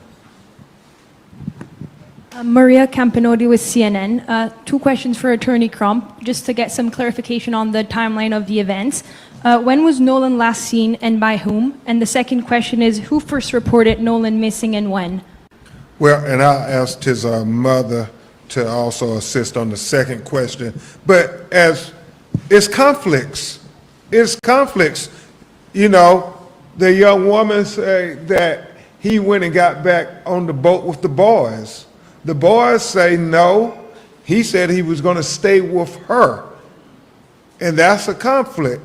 And the troubling thing is if they're saying, well, he made the decision to stay behind, would an 18-year-old college student say, go ahead without me, I don't want my cell phone or anything? It just doesn't add up. And so that, around that 3 o'clock time, seems to be the last time that we have those statements. However, as Christine said, they're suggesting that they didn't leave till 4:30 though. So, you know, if you said you were leaving at 3, why did you left at 4:30? And where was Nolan for that hour? And talking Israel. about, I think she was asking about the cell phone. What was your? Oh, I answered last scene. I thought you said something else. I think authorities. Oh, the missing. Okay. So his friend contacted me, it was around 11:07. Okay. And then I called my friend to ask her had she seen him, because that would be the only other place I would think he would go if he were back on land. And so then when she told me no, she was like, don't worry, I'm going to look for him. And that's when we got on the phone. First I called, it was either the county or Ocean Springs. It was either one of them, but whichever I called first, I was directed to call DMR. Because so DMR, if I'm not mistaken, they handle cases with the island or the water in that area. So the young lady took the information down. She's like, I'm going to give you a call back. I said, okay. So when she called me back, she explained to me, she was like, you know, I've spoken with the Coast Guard, which his friend had contacted the Coast Guard. Warren had contacted the Coast Guard to report Nolan missing as well. So I'm on the phone with the DMR, he's calling Coast Guard. And she said, I spoke with Coast Guard, and you know, you're gonna have to complete the report with, I think it was Ocean Springs. So we go down to the Ocean Springs Police Department. We're told because it's a jurisdiction issue that they can't file the missing police report. Jackson County ends up, the Sheriff's Department ends up calling me back, I think if I'm remembering this correctly, and she was calling to check to see were they able to do it. I told her no, they couldn't do it. The young lady on the phone and the officer at Ocean Springs Police Department spoke. He explained to her why Ocean Springs Police Department could not complete the missing persons report. She said, okay. He gives the phone back. She's like, look, I'm just going to go ahead and do it so there's no more back and forth. So my husband and I, we met an officer in the McDonald's parking lot. I think at this point it's maybe around 12. Don't quote me on that. But we explained to him, you know, what he looked like, age, all those things. Last time he was reported seen, which again, by his friend, he said that the last time he physically saw him was at 3 p.m. and they were getting ready to leave the island. Israel Rodriguez with the U.S. Sun. Have you been able to gather additional information made by Warren's mother, Ashlee Cole, on social media, where she said the group left the island after they experienced trouble with the boat and that the boat began taking in water? And your question is what directly? We know she made that statement. Have you been able to gather additional information on that? No, we have not. And if they did, they ain't finna tell you. Thank you. Kevin Ortega Rojas with Here's Why News. I was hoping that the family could clarify Nolan's relationship with the young men that he traveled to the island with. We've heard different accounts of how long he's known them, and I was wondering also if you folks have spoken to those families since they lawyered up. High school friends. Is when we kind of Yeah. Say the second part again. Have I talked to the families? No. I haven't spoken. Last question. They haven't spoken to the family.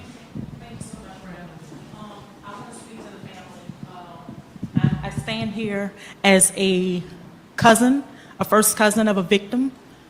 In 2020, he went out with his friend and the mother, who was white, and he went missing. Uh-oh. He was found dead, deceased, in a field behind her house. Uh-oh. I want to hear how this is going to turn out. She was arrested. She was charged with failing to report a missing child and contributing to the delinquent of a juvenile. So your story is very familiar. Your pain, I feel it. And I will continue to advocate. I'm an activist and I go all across the world. But today I'm here because I stand with you. As a cousin of a victim, I know what you feel when you don't get justice and the system is up against you. I can't stand when the frog come in the throat. We will follow up, and when we're ready to formal announcements. Again, the funeral service is not to pump religion, it's to seek justice and unity. And we want everybody, black. Look how they shut that down real quick. Oh, look at them, did the tap dance McGrants. Uh-oh, you see he shut that down real quick when she started talking about the white people killed her cousin. He did it that fast. Black, white, everybody to come and extol what this young man represented. It's not a protest rally. It will be to really lift up the spirit of this young man and to stand with the family. If we have to do protest rallies, that'll be announced at another time. But the funeral services is to talk about how Nolan was a great young man to his family, and we're there to comfort them. Thank you for your time. Let us. Yeah, that one right there, fam. Well, as y'all see, Ben Crump took that one over real quick. He let them say a little something. He basically let them say what they said on the last interview. It wasn't really nothing new. Nothing new in my opinion. But shout out to Brian Williams, man. He was like, and this is only one of the videos that I could actually feature him on because he do a lot of cursing. But he was talking about the cops. Here comes a hot take. We need to completely clean house with police departments in southern states. They don't care about black people. In fact, they're the ones killing them. We're having black people hung, dismembered, drowned to death on 4th of July, and shot for buying diapers at Walmart. Now, I know it's nothing new, but it seems like ever since Orange Boy got back into office, they're doing it open in everybody's face. The police just keep saying no foul play, when clearly the whole situation smells foul. And all this stuff seems to be happening in the southern states, the Floridas, the Alabamas, the Mississippis, the Georgias. What is going on down there? You know, somebody told me before that there is people in the South who think that the Civil War is still on and they have a chance to win it. Act like it. I thought they were crazy, but apparently I'm the crazy one. I mean, honestly, it makes sense that it's still going on if you consider Juneteenth. Juneteenth, for those of you who don't know, is 2 years after slaves were freed. The Army Rangers had to go down into the South and make the plantation owners give up their slaves because they wouldn't give them up. They never told them that they were free. They just continued to do what they were doing and continue to treat black people the way that they treated them. Multiple times we had to go down into the South and correct what they were doing. That's what Dr. King was doing down in the South, just in the 60s and 70s. So if we take that into consideration, that the South really never gave up racism, we literally had to tear it out of their hands. Fast forward to 2026 with Donald Trump in office, and now people are going missing and people are being shot and people are being killed. Specifically black Americans. But no foul play, don't worry. The Southern Police Departments let us know it's no foul play. Keep moving on, nothing to see here. Black people, protect yourself, because racism is making a bigger comeback than Tom Brady did 28-3. Very interesting. just as like a little update on Ashlee Cole, which is what's his name? Warren Hudson's stepmom. Just a little update on that real quick. Secret Service Sam here with a Nolan Xavier Wells update. Now, Ashlee Cole, one of the mothers of one of the boys, has made another Facebook post. She said, "We have decided that we will not be speaking to the press at this time. The media is not the appropriate forum to further elaborate on the facts of July 4th, 2026. We realize that the truth will not stop the calls for the unaliving of our small children. We have not had the opportunity to speak to the Wells-Wansley family or their attorney. However, we are willing to directly communicate with attorney Ben Crump and the Wells-Wansley family. We will provide them with all the information known to us so their family can rest and properly mourn. We also want to know what happened to Nolan. We will do everything within our power to assist Nolan's family in their quest for answers." Now, as you can see, she has several different messages. I've seen some of the threats. That's disgusting. I don't condone any of that. I've had those myself, and they're terrifying.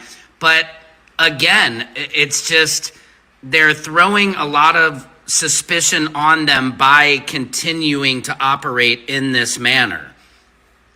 It just, when you see the social media posts leading up to the boys deactivating their accounts, it's just nothing seems that genuine and doesn't convince us that there is just not something suspicious or nefarious going on. Again, who leaves their cell phone on a boat when you are on an island in the middle of nowhere? You just don't do that. Why did the mother have to track down the cell phone to get it from them? It's just, a normal person would volunteer all this. They would be out there on their boat looking. They would not leave without him. They would go back on the boat to find him and do anything if they truly cared about their friend. Let me know what you guys think in the comments. Yeah, I totally agree. My man Sam always coming with the facts. This totally has nothing to do with this, but did y'all see this? Did y'all see this man in this park, man? And this bison gave him to work. Did y'all see that?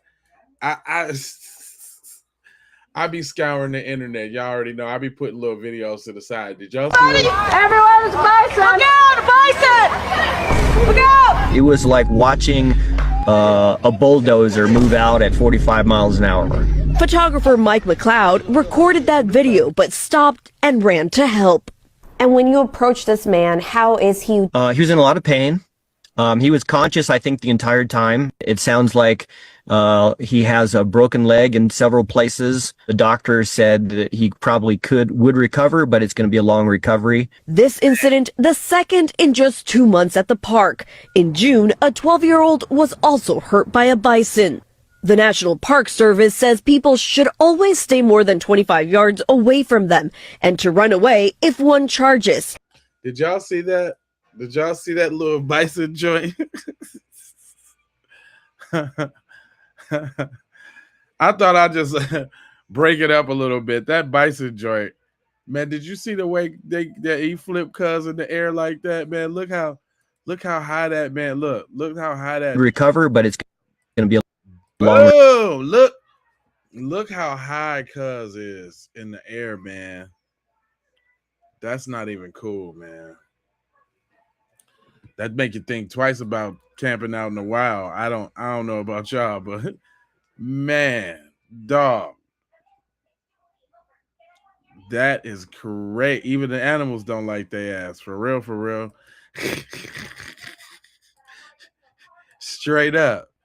That, oh man, I had to do it.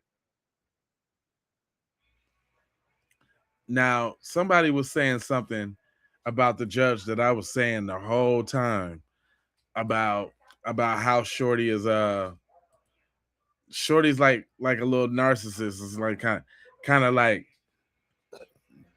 putting this whole thing together, and I think she ruined it. Here go. I haven't seen this picture, I don't think, with them together.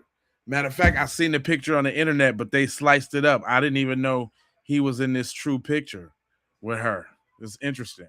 a legal authority figure. She has a lot of power, a lot of control. State attorneys, judges, these are the people that run the county. These are the people that make up all the rules, all the regulations.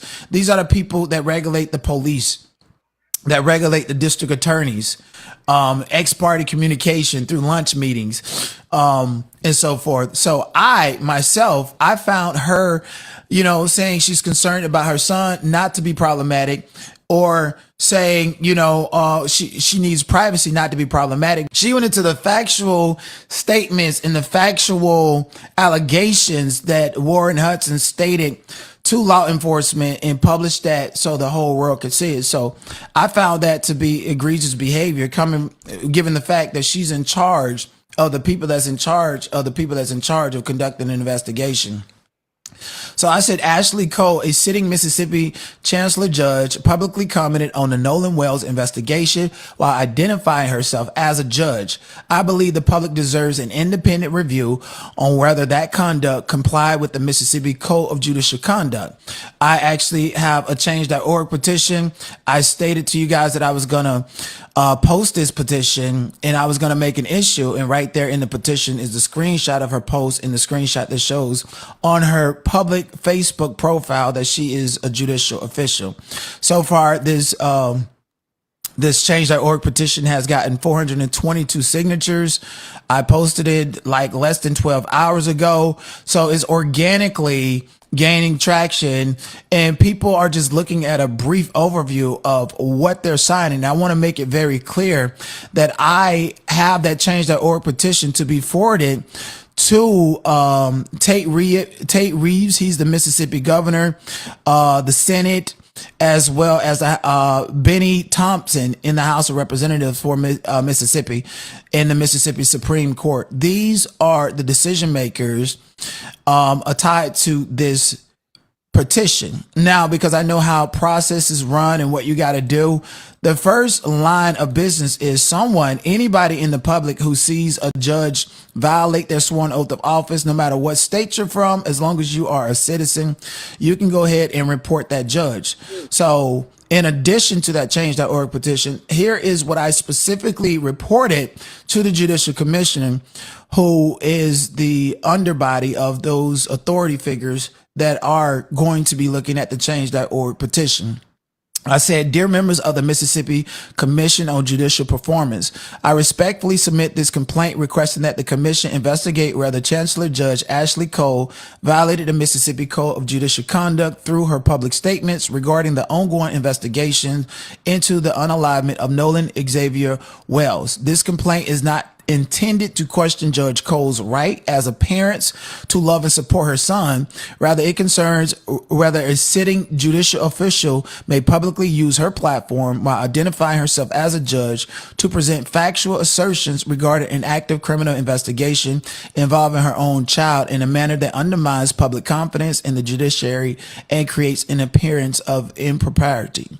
Background: Judge Ashlee Cole serves as a chancellor for Mississippi's 16th Chancery Court District. Her public Facebook profile identifies her by judicial office and position. Following the tragic disappearance and unalivement of Nolan Xavier Wells, Judge Cole published multiple lengthy public statements on Facebook concerning the investigation. These statements were made in less than 48 hours, first 48, hint, hint, while the investigation remained active and while her son, Warren Hudson, had been interviewed by the Jackson County Sheriff's Department concerning the events of July 4th, 2026. Judge Cole's statements were subsequently republished and amplified by national media outlets, including the Shade Room, thereby reaching a substantially larger audience while she was publicly identified as a Mississippi Chancellor Judge. Public statements. Rather than limiting her comments to condolence or requesting privacy, Judge Cole publicly addressed substantial factual issues related to the investigation. Among other things, Judge Cole publicly stated that her son cooperated fully with law enforcement. Her son last saw Nolan Wells at approximately 3 p.m. on July 4, 2026. Warren Hudson and others departed Horn Island around 4:30 p.m. because their boat was taken on water and experienced a pump issue. Nolan Wells Wells voluntarily chose to remain on the island and planned to return later with another group of friends. Her family had not impeded or attempted to interfere with law enforcement's investigation. She criticized social media commentary as clickbait. She announced that her family would no longer speak with the media while continuing to publicly comment on the matter.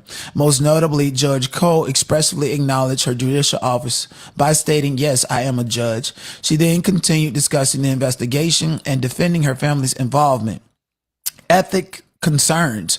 Although judges retain First Amendment rights, judicial office carries ethical obligations that often require greater restraint than that expected of a private citizen. By publicly discussing disputed facts surrounding an active death investigation involving her own son, while simultaneously invoking her position as a judge, Judge Cole created, at minimum, an appearance that the prestige of judicial office was being associated with her family's narrative of events. Whether intentional or not, these statements carried greater weight because they originated from a sitting chancellor judge rather than an ordinary citizen.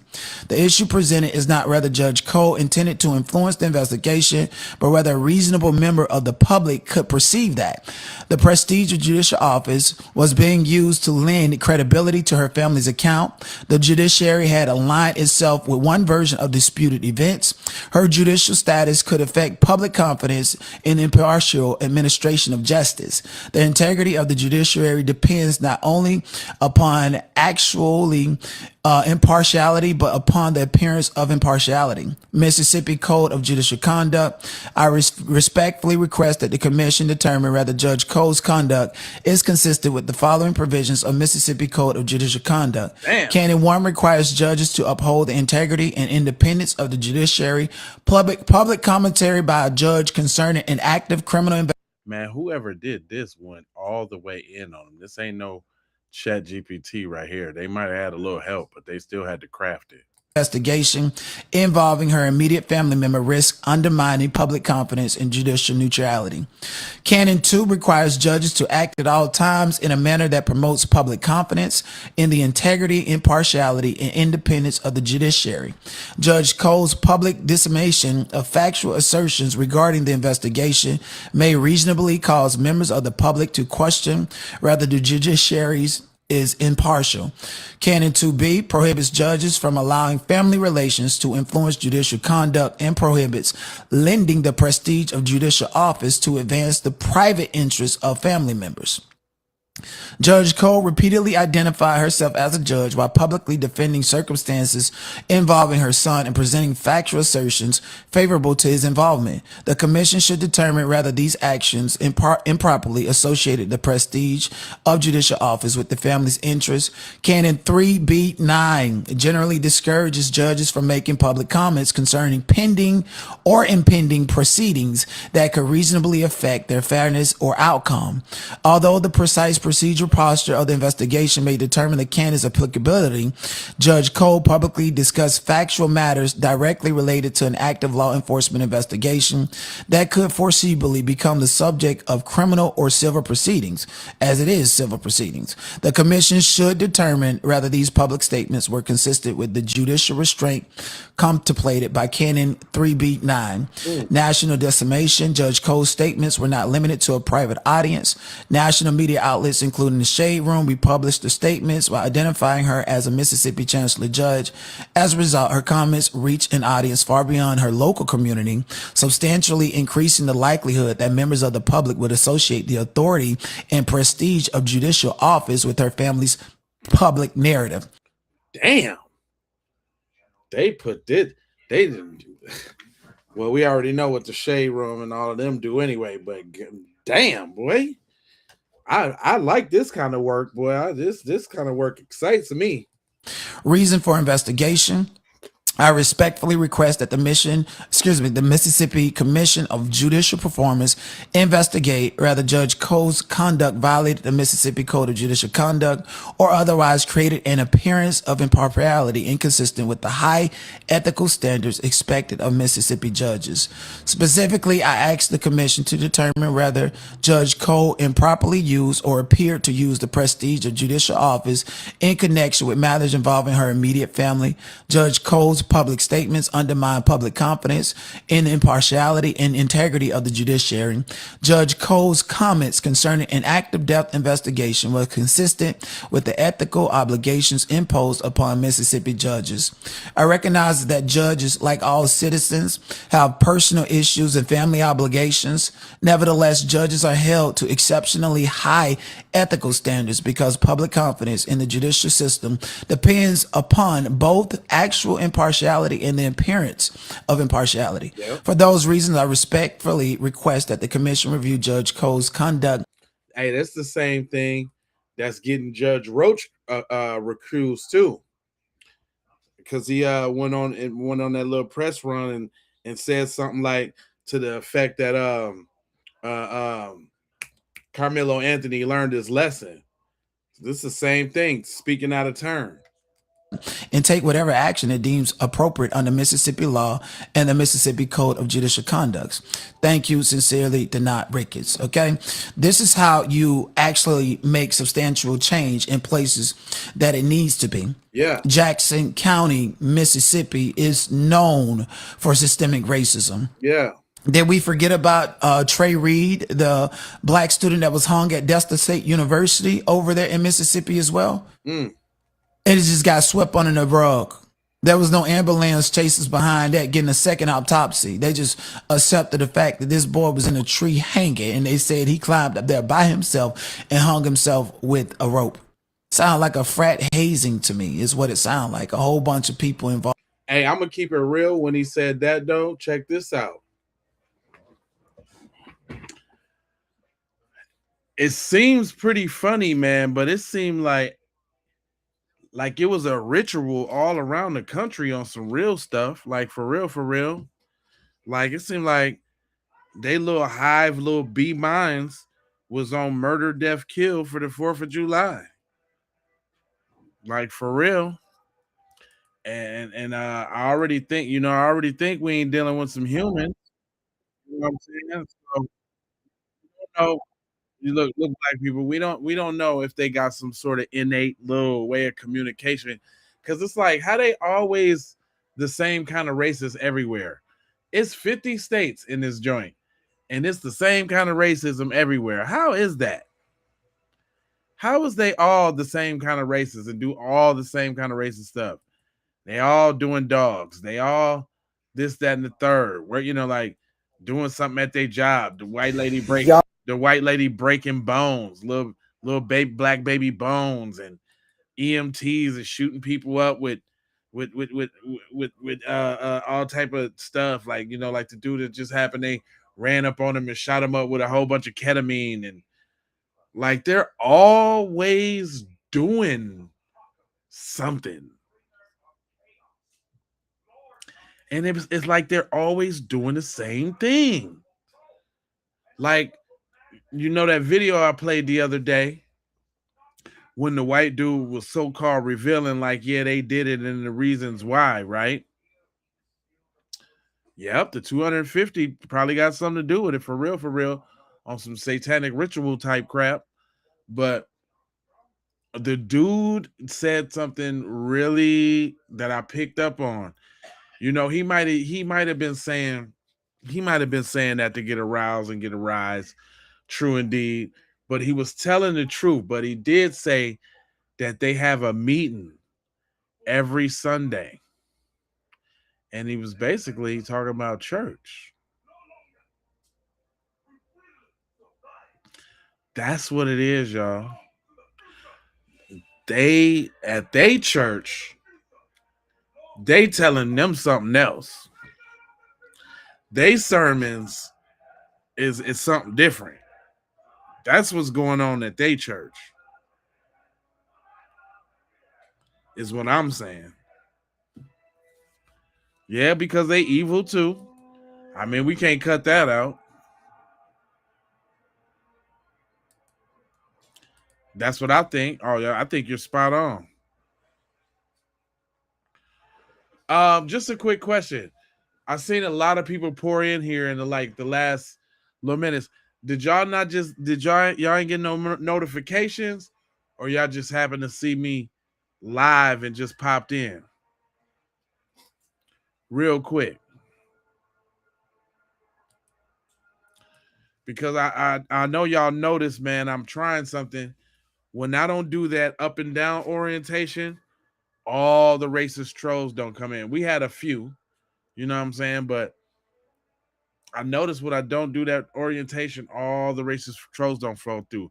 But also when I don't do that notification, they don't give y'all the notification, the horizontal, or I mean, I'm sorry, the vertical. They don't give y'all the they don't get the notifications like it be. It don't be like super pack. I've been trying something for the last. Just happened to see the channel. See, that's what I'm saying. Man, I gotta do all of these tricks. Like I gotta push the stream out on six different joints just to gain what I'm supposed to gain. But yeah, I know it's real talk. Also, I was speaking about the other day though, real quick, is man, these people still got a thirst for what they used to do back in the day. The people that we dealing with now was little kids watching them, like especially like all the elders. Like I'm sorry to say, y'all, like I don't be giving them white old elders no slack because y'all was definitely potentially at the damn picnic.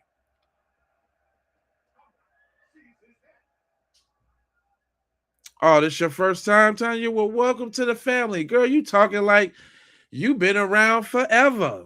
I appreciate your engagement. Girl, you been over there cooking too. I'm like, oh, she been on over here. Well, that's what's up, baby girl. I appreciate you tapping in now. Where you tapping in from? Jack, I've been seeing you tapping in, getting it in. My man Money Mike over there in the cut, always supporting. But yeah, man, I don't y'all if y'all think about it, man, them let's see, I'm like 45. Actually, I'm a little older than that, but whatever. See, California in the house. I'm 46. So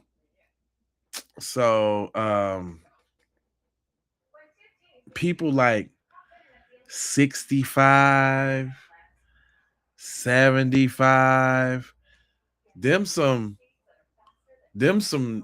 before the civil rights era type individuals, right? Or even on the cusp of it. Like especially if they was born in actually I forgot. It's getting a little older. So now we more like 75, 85. Them ones was teenagers and all of that during that time. Like throwing rocks at Ruby Bridges when she was trying to go to school time, that kind of time. You know what I'm saying?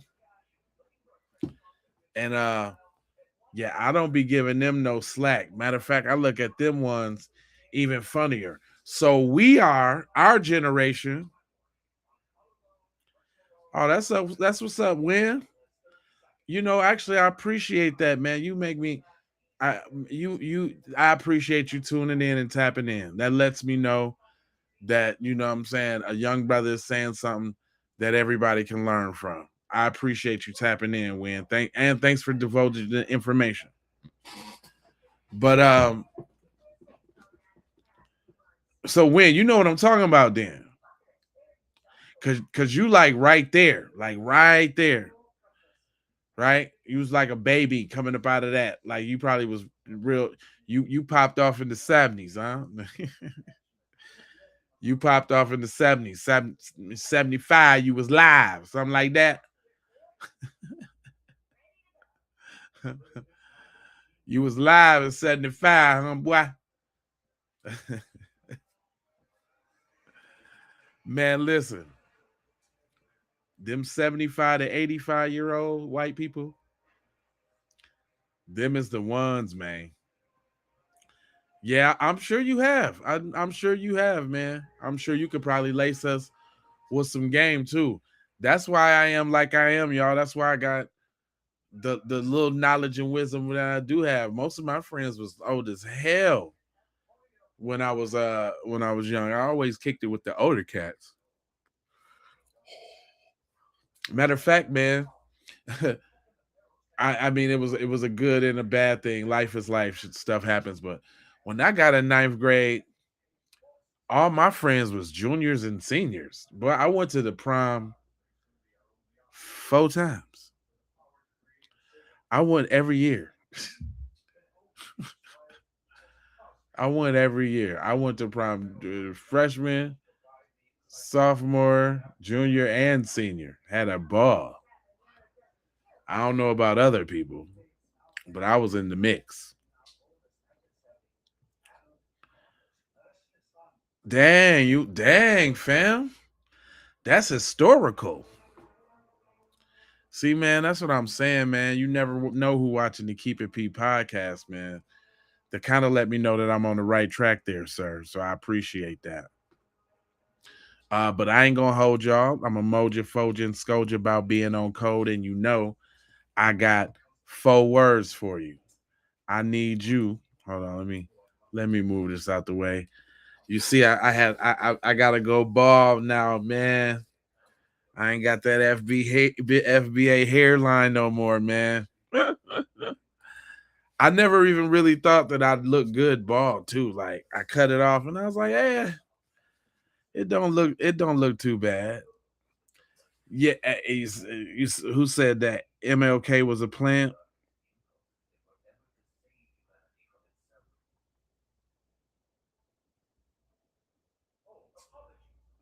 Yeah, I could believe that he started off noble and probably remained noble,